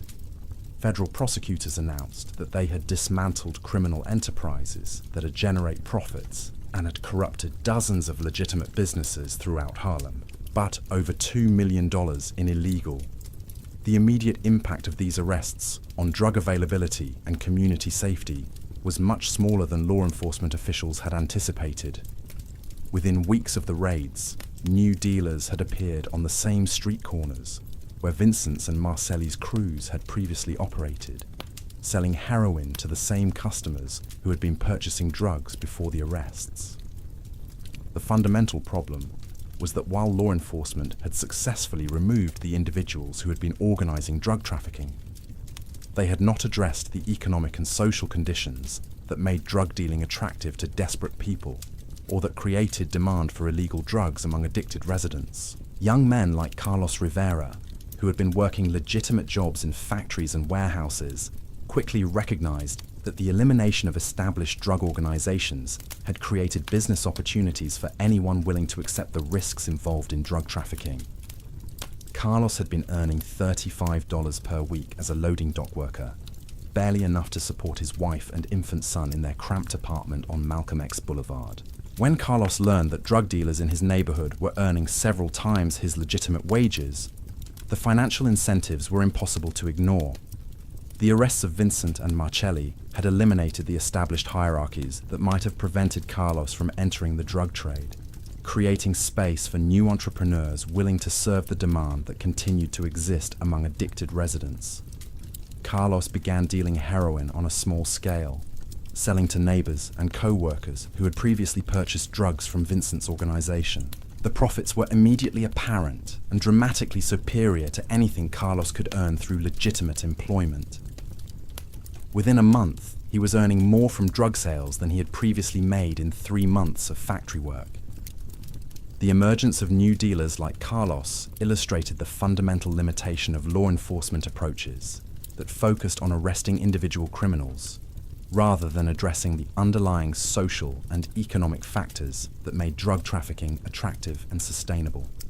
Doctor, Williams had predicted this outcome in her reports to city officials, arguing that successful drug enforcement would require comprehensive social programs that provided legitimate economic opportunities for potential dealers, while offering effective treatment for addicted users who created demand for illegal drugs. But the political and financial commitment necessary for such comprehensive approaches was far beyond what city and federal officials were willing to consider in 1945. It was much easier to declare victory after high-profile arrests than to invest in the long-term social programs that might actually reduce drug trafficking and addiction. The failure of Harlem Thunder to produce lasting improvements in community safety led to growing frustration among residents who had initially supported aggressive law enforcement responses to the drug crisis. People began to understand that arrests alone would never solve the problems that were destroying their neighborhood. This frustration was particularly acute among community leaders who had been advocating for investment in education, employment programs, and social services that might address the root causes of drug trafficking and addiction. Leaders like Reverend Powell argued that the millions of dollars spent on law enforcement operations could have been used more effectively to create legitimate opportunities for young people who were being drawn into the drug trade. The debate between law enforcement and social service approaches to drug problems would continue for decades, but by 1945, it was already clear that the Harlem heroin epidemic had fundamentally changed how American society understood and responded to drug-related issues. The policies and attitudes developed during this crisis would shape national drug policy for generations to come. Meanwhile, the human cost of the epidemic continued to mount as addiction spread to new segments of the population, and the violence associated with drug trafficking evolved to meet new competitive pressures.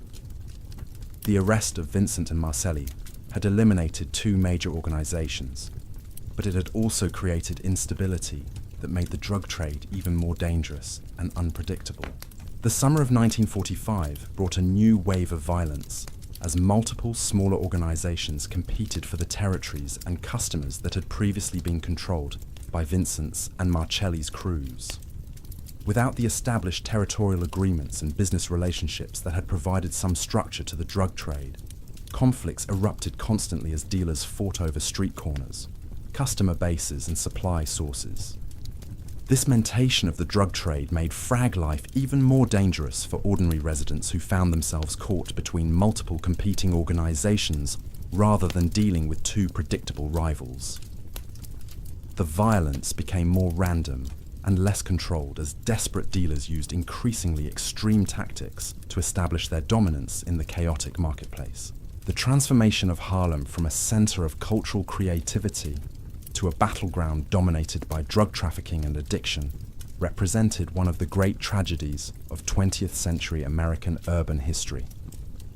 The community that had produced some of the most important art, music, and literature of the modern era had been devastated by forces that its residents were largely powerless to control. But even as the immediate crisis deepened, the seeds of eventual recovery were being planted by people like Dr. Williams, who continued to develop treatment approaches that would eventually prove effective, and community leaders who maintained their commitment to rebuilding their neighborhood despite the enormous challenges they faced. The story of heroin in the 1930s and 1940s, Harlem would become a template for understanding how drug epidemics develop, spread, and ultimately transform entire communities.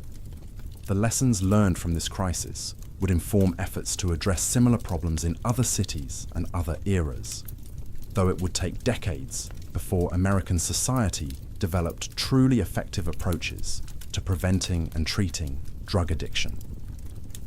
The people who lived through this period carried its effects with them for the rest of their lives, but they also carried forward the knowledge and experience that would eventually help other communities avoid similar devastation. Their struggles and sacrifices laid the groundwork for better understanding of how to protect vulnerable populations from the forces that had nearly destroyed one of America's most vibrant cultural centers. The transformation wasn't just statistical, it was personal. By late 1945, the character of everyday life in Harlem had fundamentally shifted in ways that would have been unimaginable just a decade earlier. The same streets that had once pulsed with creative energy now carried an undercurrent of fear and desperation that affected everyone, regardless of their connection to the drug trade. Consider the experience of walking through the neighborhood at different times of day. In the morning, parents would hurry their children to school along routes carefully planned to avoid certain corners and buildings where dealers congregated. These weren't the same dealers who had emerged organically from the jazz community.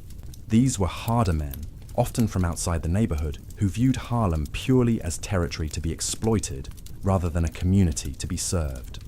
The afternoon brought a different kind of tension as students returned from school.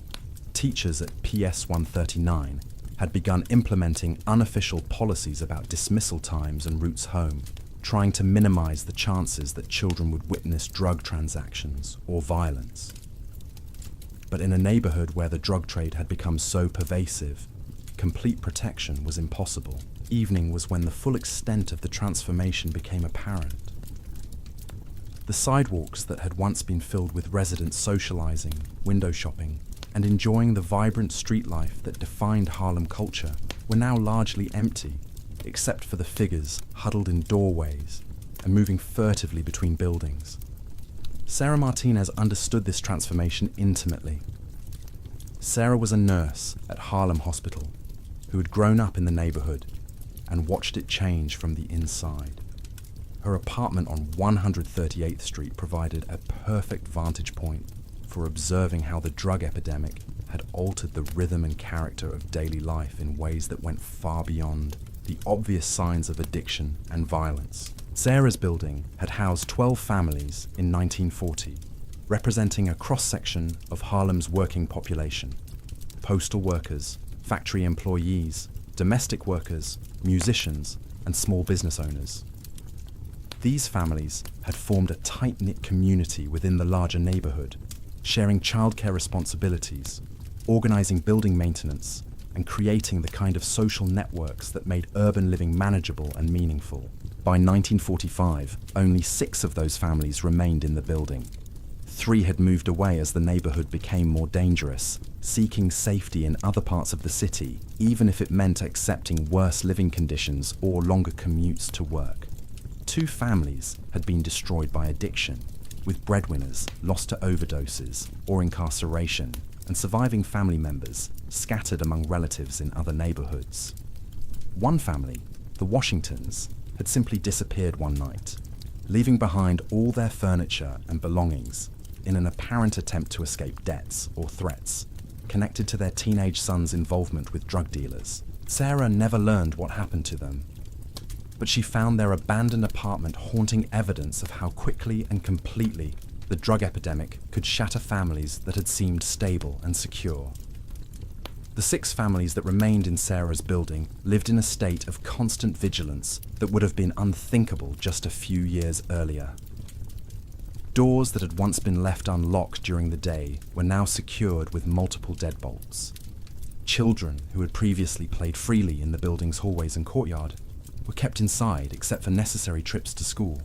Neighbors who had once socialized regularly now barely spoke to each other, afraid that too much familiarity might draw unwanted attention from drug dealers who were always looking for new customers, or people who might be pressured into providing services. Sarah's work at Harlem Hospital gave her an even clearer view of how the drug epidemic was affecting the community. The emergency room where she worked had been transformed from a facility that primarily treated routine injuries and illnesses into something resembling a battlefield medical unit that dealt with gunshot wounds, overdoses, and trauma cases on a daily basis. The overdose cases were particularly heartbreaking because they often involved people Sarah recognized from the neighborhood. She had treated teachers, store clerks, church members, and even other hospital employees who had been overcome by heroin addiction. Each case represented not just an individual tragedy, but the loss of someone who had been contributing to the community's stability and social fabric. The gunshot wounds were becoming more frequent and more severe as the violence between competing drug organizations escalated. The weapons being used were more powerful than anything Sarah had seen during her early years as a nurse, suggesting that the drug trade was attracting people with access to military-grade firearms and the willingness to use them against anyone they perceived as threats or competitors. But perhaps most disturbing to Sarah were the children who arrived at the emergency room with injuries that were clearly the result of neglect by parents who were too consumed by addiction to provide basic care. She treated toddlers who had fallen downstairs because no adult was watching them, infants who were malnourished because their mothers had spent food money on drugs, and children who had been burned or poisoned because addicted caregivers had left dangerous substances within reach. These cases forced Sarah to confront the reality that the drug epidemic was creating a generation of children who were growing up without the basic safety and nurturing that healthy development required. The long-term consequences of this childhood trauma would extend far beyond the immediate crisis, affecting these children's ability to form relationships, succeed in school, and eventually become productive adults. Dr. Williams had begun studying this phenomenon through her treatment centers, trying to understand how childhood exposure to addiction and violence might be addressed through early intervention programs. Her preliminary research suggested that children who witnessed drug-related trauma were displaying symptoms similar to what psychiatrists were beginning to recognize in soldiers returning from combat: nightmares, hypervigilance, difficulty concentrating, and aggressive behavior. The case of 8-year-old Marcus Thompson illustrated the complexity of these childhood trauma issues. Marcus was the grandson of Mrs. Dorothy Thompson, the seamstress who had been terrorized by drug dealers looking for information about her nephew, Kevin. Marcus had been living with his grandmother since his parents died in a car accident, and he had been present during several of the intimidation visits that had left Dorothy fearing for her safety. Marcus began displaying behavioral problems at school that his teachers initially attributed to grief over his parents' death. But as Dr. Williams learned when Dorothy brought Marcus to her clinic, the boy's symptoms were more consistent with ongoing trauma than with normal grief reactions. Marcus was having difficulty sleeping, startling at sudden noises, and becoming violent with classmates who approached him unexpectedly. More troubling was Marcus's preoccupation with violence and weapons. He drew pictures of guns and knives, played games that involved imaginary fights, and talked frequently about wanting to hurt the men who had frightened his grandmother. Dr. Williams recognized that Marcus was developing the kind of hypervigilant, aggressive mindset that would make him particularly vulnerable to recruitment by drug dealers as he got older. The treatment approach that Dr. Williams developed for Marcus involved helping him understand that the fear and anger he was experiencing were normal responses to abnormal situations. She used art therapy and play therapy to give Marcus safe ways to express his emotions, while gradually helping him develop coping strategies that didn't involve violence or aggression. But Dr. Williams also recognized that treating Marcus individually wouldn't address the environmental factors that had traumatized him in the first place. As long as Dorothy continued to live in fear of drug dealers, and as long as Marcus continued to be exposed to the violence and instability that characterized their neighborhood, any therapeutic gains would be limited and potentially temporary. This realization led Dr. Williams to begin advocating for what she called community-based treatment that would address the social and environmental factors contributing to trauma and addiction, rather than focusing exclusively on individual therapy. She argued that healing communities like Harlem would require comprehensive approaches that included housing assistance, job training, educational programs, and community organizing in addition to medical and psychological treatment. The concept was revolutionary for its time, but Dr. Williams was beginning to understand that individual treatment alone would never be sufficient to address problems that were fundamentally social and economic in nature. The heroin epidemic had been created by specific social conditions, and ending it would require changing those conditions rather than simply treating their symptoms. Meanwhile, the political response to the crisis was evolving in directions that would have profound implications for how American society approached drug problems for decades to come. The arrest of Vincent and Marcelli had been presented as a major victory in the war against drugs. But the failure to produce lasting improvements in community safety had created pressure for even more aggressive law enforcement approaches. Congressman Adam Clayton Powell Jr., who represented Harlem in the House of Representatives, found himself caught between competing demands from his constituents. Some residents were calling for even more police presence and harsher penalties for drug-related crimes, believing that the problem required stronger law enforcement responses. Others were arguing that police tactics had become too aggressive and were victimizing innocent residents while failing to address the underlying causes of drug trafficking and addiction. Powell's dilemma reflected broader tensions within the African American community about how to respond to problems that were destroying their neighborhoods while avoiding solutions that might increase their vulnerability to discriminatory law enforcement practices. The history of police brutality and discriminatory prosecution in black communities made of law, many residents' suspicious enforcement approaches that gave police broader powers and fewer restrictions on their activities. These concerns proved prophetic as federal drug enforcement agencies began implementing more aggressive tactics that specifically targeted urban communities with large Black and Latino populations. The techniques developed during operations like Harlem Thunder became templates for drug enforcement throughout the country, creating patterns of discriminatory enforcement that would persist for generations. The expansion of federal drug enforcement also created new opportunities for corruption, as the enormous profits involved in drug trafficking provided resources that criminal organizations could use to influence law enforcement officials, prosecutors, and judges.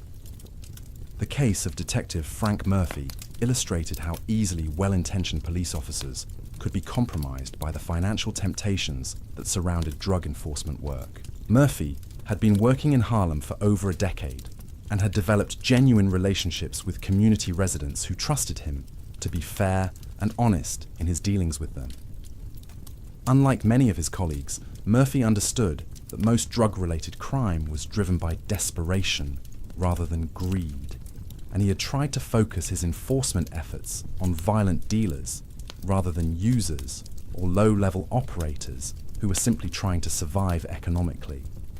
But Murphy's effectiveness at identifying and arresting major drug dealers made him a target for corruption attempts by criminal organizations who understood that a compromised police officer could provide invaluable protection for their operations. The first approach came through an intermediary who offered Murphy $500 in exchange for information about upcoming police raids in his patrol area. Murphy immediately rejected the offer and reported it to his superiors. But the incident marked the beginning of a systematic campaign to compromise his integrity. Over the following months, the offers became more sophisticated and harder to refuse. Criminal organizations offered to pay Murphy's mortgage, provide college tuition for his children, and even help his wife find better employment in exchange for his cooperation. The pressure intensified when Murphy's family began receiving threats that made it clear that criminal organizations had detailed knowledge about his personal life and daily routines. His wife was followed while shopping. His children were approached by strangers outside their school, and Murphy himself received phone calls at home, warning him that refusing to cooperate would have consequences for his family's safety. The combination of financial incentives and personal threats created exactly the kind of psychological pressure that had successfully corrupted dozens of other law enforcement officials throughout the city. Murphy found himself considering options that would have been unthinkable earlier in his career, not because he had become greedy or immoral, but because he was facing impossible choices between his professional integrity and his family's safety and financial security. Murphy's eventual decision to retire early from the police force rather than face continued corruption pressure represented the loss of exactly the kind of experienced, community-oriented officer who might have been most effective at addressing the drug crisis in ways that served community interests rather than simply generating arrests and prosecutions. The departure of officers like Murphy left drug enforcement increasingly in the hands of personnel who had less understanding of community dynamics and less investment in solutions that would actually improve residents' lives. This shift toward more aggressive, less community-oriented policing contributed to the growing alienation between law enforcement and the communities most affected by drug trafficking and addiction. By the end of 1945, it was becoming clear that the first major heroin epidemic in American history had fundamentally altered not just the communities where it occurred, but the entire framework of American drug policy and law enforcement. The responses developed during the Harlem crisis would be replicated throughout the country as drug problems spread to other cities and other populations. The medicalization of addiction treatment pioneered by Dr. Williams would compete with increasingly punitive law enforcement approaches for dominance in American drug policy. The community-based treatment concepts she developed would eventually influence social work and public health approaches to addiction, though it would take decades before such approaches received adequate funding and political support.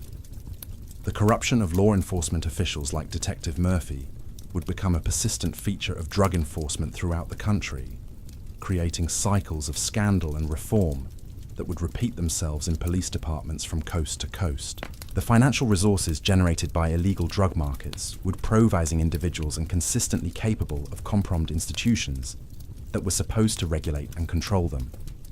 Most importantly, the transformation of Harlem from a center of cultural creativity to a community and violence would, devastated by addiction, serve as a cautionary tale about how quickly and completely drug epidemics could destroy the social fabric that made communities viable and vibrant. The people who lived through this transformation carried its lessons forward into their future efforts to address similar problems in other times and places. Their experiences provided invaluable knowledge about what worked and what failed in responding to drug crises, though it would take generations before American society fully absorbed and applied these lessons. The children who grew up during the Harlem heroin epidemic would carry its effects with them throughout their lives, but they would also carry forward a deep understanding of how communities could be destroyed by forces beyond their control, and how important it was to develop more effective approaches to preventing and treating addiction. The musicians, writers, and artists who had survived the crisis would eventually rebuild Harlem's cultural institutions, creating new forms of creative expression that reflected their experiences with trauma, addiction, and recovery. Their work would provide inspiration and guidance for future generations facing similar challenges in their own communities. The medical professionals like Dr. Williams, who had pioneered treatment approaches during the crisis, would continue developing and refining their methods, eventually creating the foundation for modern addiction medicine and community-based treatment programs that would help millions of people overcome drug dependency. The law enforcement officials, who had witnessed the failure of purely punitive approaches, would eventually advocate for more balanced strategies that combined appropriate enforcement with treatment and prevention programs designed to address the underlying causes of drug trafficking and addiction. But in 1945, these future developments were still decades away. The immediate reality for residents of Harlem was that they were living in a community that had been transformed by forces they were still struggling to understand and control. The golden age of the Harlem Renaissance had given way to a much period that darker would test the resilience and creativity that had made their community legendary. The heroin epidemic that had begun in the jazz clubs and street corners of 1930s, Harlem would eventually spread throughout American society, affecting communities that had previously considered themselves immune to such problems. The patterns of addiction, violence, and social disruption that had first appeared in Harlem would be replicated in cities and towns throughout the country as drug trafficking organizations expanded their operations and law enforcement agencies replicated the approaches that had been developed during the original and crisis. The story of jazz needles in 1930s and 1940s, Harlem would become a foundational narrative in American understanding of drug epidemics, providing both warnings about how quickly communities could be devastated and hope about how they might eventually recover and rebuild. The people who lived through this crisis had paid an enormous price for the knowledge they gained. Experiences would eventually help other communities avoid similar, but their Harlem during devastation. The transformation of the heroin epidemic represented both ending and they and a beginning. Era of cultural end of one creativity and community as in, but under also the beginning of new standings about addiction, treatment and recovery, make that would eventually such epi-devastating demics less likely and more manageable when legacy they did occur. The of this period would extend far beyond the immediate participants to drug policy, medical influence, American practice, law, and community organizing enforcement techniques, strategies for generations to come. The lessons learned in streets the 1930s and one of Harlem during the 1940s would eventually contribute to more effective approaches to preventing and treating drug addiction, though the cost knowledge hay of gaining that UNBD been almost airably high for the story people who lived through it. The continues, as communities throughout to unfold even today, America continue to struggle with drug epidemics that follow patterns first established during the Harlem heroin crisis. The specific drugs may change, and the affected populations may be different, but the underlying dynamics of how drug epidemics develop, spread, and transform communities remain remarkably consistent with what was first observed in the 1930s and 1940s Harlem. Understanding this history remains crucial for anyone seeking to address contemporary drug problems, because the fundamental social and economic factors that created the conditions for the Harlem heroin epidemic continue to exist in many American communities today. The solutions that eventually proved effective in helping Harlem recover from its crisis continue to provide guidance for communities facing similar challenges in the present era. The people whose stories we have followed through this crisis, the musicians who were trapped by economic addicted, the families apart, the dealers who were torn desperation, attised by violence, the children who were traumatized, the community leaders who fought to maintain hope and dignity in the face of overwhelming challenges, all contributed to a body of knowledge and experience that continues to inform efforts to prevent and treat drug addiction throughout American society. Their struggles and sacrifices were not in vain if we can learn from their experiences and apply those lessons to preventing similar tragedies in other communities and other eras. The story of Jazz and Needles in 1930s, Harlem serves as both a warning and a guide for anyone seeking to understand how drug epidemics develop and how communities can eventually overcome them. The recovery from Harlem's heroin epidemic would prove to be a decades-long process that required fundamental changes in how American society understood addiction, community development, and social policy. But even in the darkest moments of 1945, there were signs that the knowledge gained through this devastating experience might eventually lead to more effective approaches to preventing and treating drug addiction. Dr. Williams's treatment centers had begun to demonstrate that addiction could be successfully treated when approached as a medical condition rather than a moral failing. Her work with patients like Dr. Patterson and Michael Rodriguez had shown that people from all backgrounds could overcome heroin dependency when provided with appropriate medical care, psychological support, and social services that address the underlying factors contributing to their addiction. The success stories emerging from Dr. Williams' centers were still relatively few compared to the enormous scale of addiction throughout Harlem, but they provided crucial evidence that recovery was possible and that treatment approaches could be refined and improved over time. Each successful case provided insights into what worked and what didn't, gradually building a foundation of knowledge that would eventually inform addiction treatment throughout the country. One of Dr. Williams's most remarkable success stories involved Regina Hayes, a 31-year-old mother of 3 who had become addicted to heroin after her husband was killed in a factory accident, leaving her to support their children on a seamstress's wages that were insufficient to cover rent, food, and basic necessities. Regina had initially used heroin to cope with the overwhelming grief and financial stress that followed her husband's death. But within months, she had developed a physical dependency that consumed increasing portions of her limited income. When Regina first arrived at Dr. Williams's treatment center in late 1945, she was on the verge of losing her apartment and having her children removed by social services. Her addiction had progressed to the point where she was unable to work consistently, and her children were frequently left unsupervised while she searched for drugs or recovered from their effects. The treatment approach that Dr. Williams developed for Regina combined medical interventions to manage withdrawal symptoms with practical assistance that addressed the economic and social pressures that had contributed to her addiction. The centre helped Regina apply for emergency financial assistance that prevented her eviction, arranged for temporary childcare that allowed her to attend treatment sessions, and connected her with a job training program that could provide her with skills for better paying employment. But perhaps most importantly, Dr. Williams provided Regina with a community of other recovering addicts who understood the challenges she was facing and could offer practical advice and emotional support. This peer support network proved crucial in helping Regina maintain her recovery during the difficult early months when the temptation to return to drug use was strongest. Regina's recovery process took over a year and involved multiple setbacks and periods of relapse.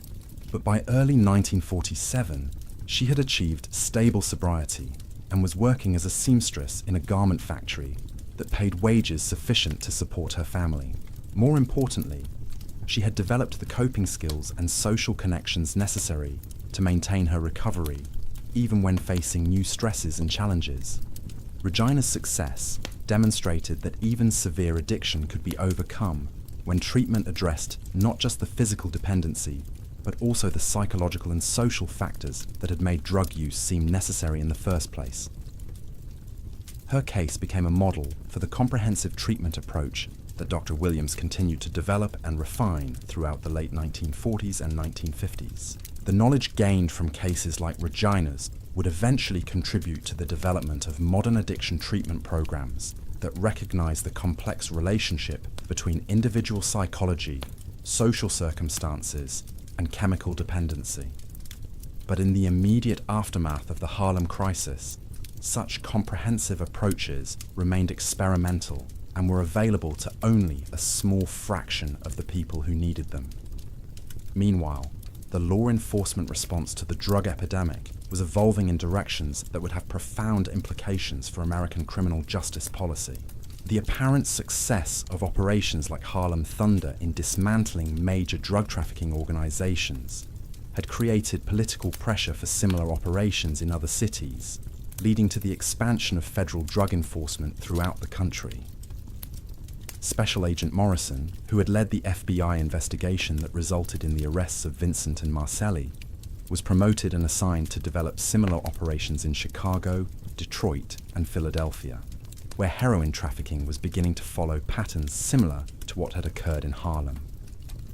Morrison's experiences in New York had taught him valuable lessons about the complexity of urban drug markets, but they had also reinforced his belief that aggressive law enforcement was the most effective tool for disrupting drug trafficking networks. Morrison's new assignment took him to Chicago in the summer of 1946, where he found drug trafficking patterns that were remarkably similar to what he had observed in Harlem. The same combination of economic desperation, social marginalization, and criminal opportunity that had created the conditions for widespread heroin use in New York was present in Chicago's South Side, where African American migrants from the rural South had concentrated in overcrowded neighborhoods with limited economic opportunities. The Chicago operation that Morrison developed followed the same basic template as Harlem Thunder: extensive surveillance and investigation to map out drug trafficking networks, cooperation with local law enforcement agencies to coordinate raids and arrests, and prosecution of major dealers under federal conspiracy charges that carried lengthy prison sentences. The immediate results of the Chicago operation were similar to what had occurred in New York. Over 100 defendants were arrested in coordinated raids, substantial quantities of drugs and money were seized, and federal prosecutors announced that major drug trafficking organizations had been dismantled. Newspaper headlines proclaimed another major victory in the war against drugs, and law enforcement officials used the Chicago success to justify expanding similar operations to additional cities. But Morrison was beginning to notice patterns that troubled him about the long-term effectiveness of these enforcement operations. Just as had happened in Harlem, new dealers quickly emerged to replace those who had been arrested. Drug availability on the streets remained relatively constant, despite the removal of major trafficking organizations, and the violence associated with drug trafficking actually increased as competing groups fought to control territory and customers left vacant by the arrests. More troubling to Morrison was his growing awareness that the people being arrested in these operations were predominantly young men from impoverished communities who had turned to drug dealing as one of the few available means of economic advancement. The major organizers and financiers who profited most from drug trafficking were often able to insulate themselves from direct involvement in street-level operations, making them much more difficult to identify and prosecute. Morrison found himself arresting the same types of people he had grown up with in his own working-class neighborhood. Young men who had made desperate choices in response to limited opportunities rather than career criminals who had chosen illegal enterprises out of greed or ambition. This recognition created psychological conflicts for Morrison about the work he was doing and its ultimate value in addressing the social problems that created conditions for drug trafficking. These doubts were reinforced when Morrison returned to Harlem in 1947 to check on the long-term results of Operation Thunder. What he found was a neighborhood that remained devastated by drug trafficking and addiction despite the arrests and prosecutions that had been celebrated as major victories just 2 years earlier. New drug organizations had established themselves throughout the area. Addiction rates remained high among residents, and the violence associated with drug trafficking continued to terrorize families and destroy community institutions. The apparent failure of law enforcement approaches to produce lasting improvements in community safety led Morrison to begin questioning the fundamental assumptions that guided federal drug enforcement policy. He started reading Dr. Williams's research on addiction treatment and community-based interventions, trying to understand whether there might be more effective approaches to addressing drug problems than the arrest and prosecution strategies that had defined his career. Morrison's evolving perspective on drug enforcement put him at odds with his superiors at the FBI, who were under political pressure to demonstrate continued success in the war against drugs through high-profile operations and impressive arrest statistics. The agency's institutional culture valued aggressive enforcement and viewed any questioning of traditional law enforcement approaches as evidence of insufficient commitment to the mission. The conflict between Morrison's growing doubts and institutional expectations came to a head when he was asked to lead a new operation targeting drug trafficking in Detroit. Morrison requested permission to collaborate with medical and social service professionals to develop a more comprehensive approach that would combine enforcement with treatment and prevention programs. But his superiors rejected this proposal as outside the FBI's jurisdiction and expertise. Morrison's experience illustrated the institutional barriers that prevented law enforcement agencies from adopting more effective approaches to drug problems, even when individual officers recognized the limitations of purely punitive strategies. The political and bureaucratic incentives that shaped federal drug enforcement policy favored approaches that generated impressive statistics and media attention, rather than strategies that might actually reduce drug trafficking and addiction over the long term. Meanwhile, the social and economic conditions that had created the Harlem heroin epidemic were spreading to other communities throughout the country as post-war economic changes affected urban neighborhoods with large minority populations. The same pattern of limited, legitimate economic opportunities, inadequate social services, and concentrated poverty that had made Harlem vulnerable to drug trafficking was present in cities throughout the Northeast, Midwest, and West Coast. The spread of heroin addiction to these new communities followed predictable patterns that reflected what had been learned during the Harlem crisis. Drug trafficking organizations used the same recruitment strategies that had been successful in New York, targeting economically desperate young people and presenting drug dealing as a rational response to limited, legitimate opportunities. The musicians and artists who had been among the first victims of heroin addiction in Harlem had connections throughout the national entertainment industry, and some carried their addiction to other cities where they performed or relocated. Just as had happened in New York, the association between heroin use and artistic creativity created dangerous myths that encouraged experimentation with the drug among creative communities in other cities. The case of Johnny Williams illustrated how addiction spread through professional networks within the entertainment industry. Johnny was a talented trumpet player who had performed with several prominent bands in Harlem during the early 1940s before developing a heroin addiction that eventually destroyed his career in New York. When Johnny could no longer find steady work in Harlem due to his reputation for unreliability, he moved to Los Angeles, hoping to start fresh in the West Coast music scene.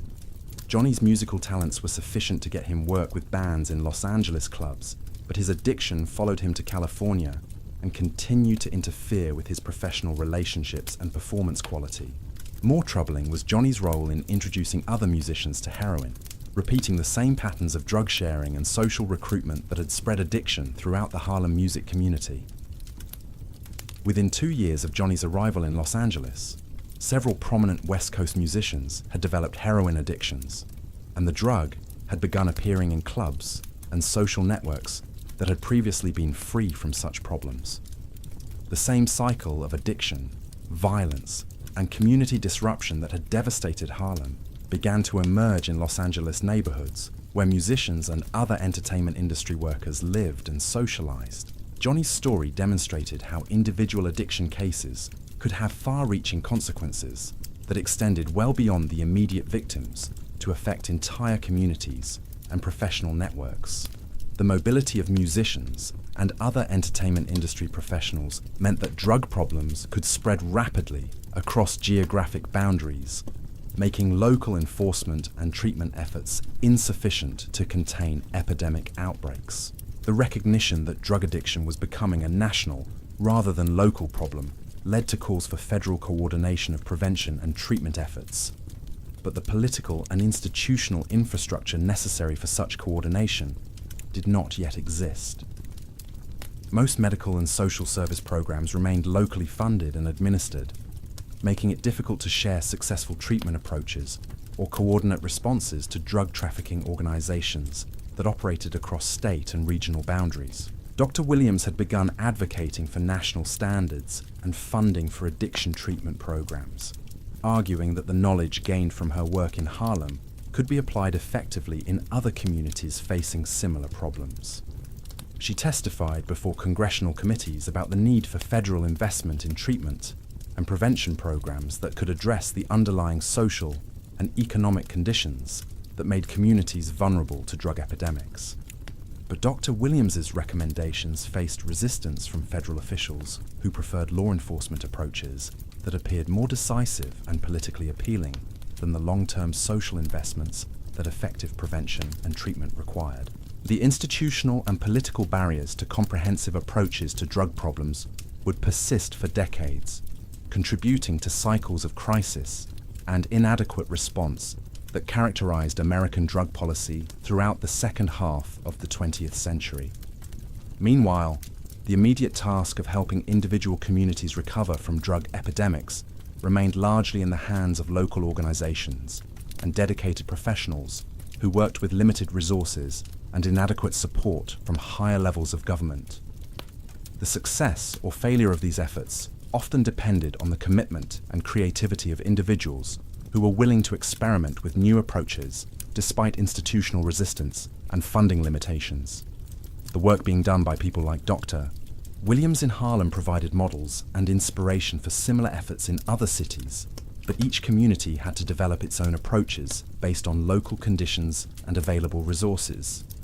The knowledge and experience gained from these local efforts gradually accumulated into a body of practical wisdom about addiction treatment and community recovery that would eventually influence national policy, though this process took decades to complete. The children who had grown up during the Harlem heroin epidemic were reaching adulthood by the late 1940s, and their experiences provided crucial insights into the long-term effects of childhood exposure to addiction and violence. Some of these young people had been permanently damaged by their experiences and struggled with addiction, mental health problems, and criminal behavior throughout their lives.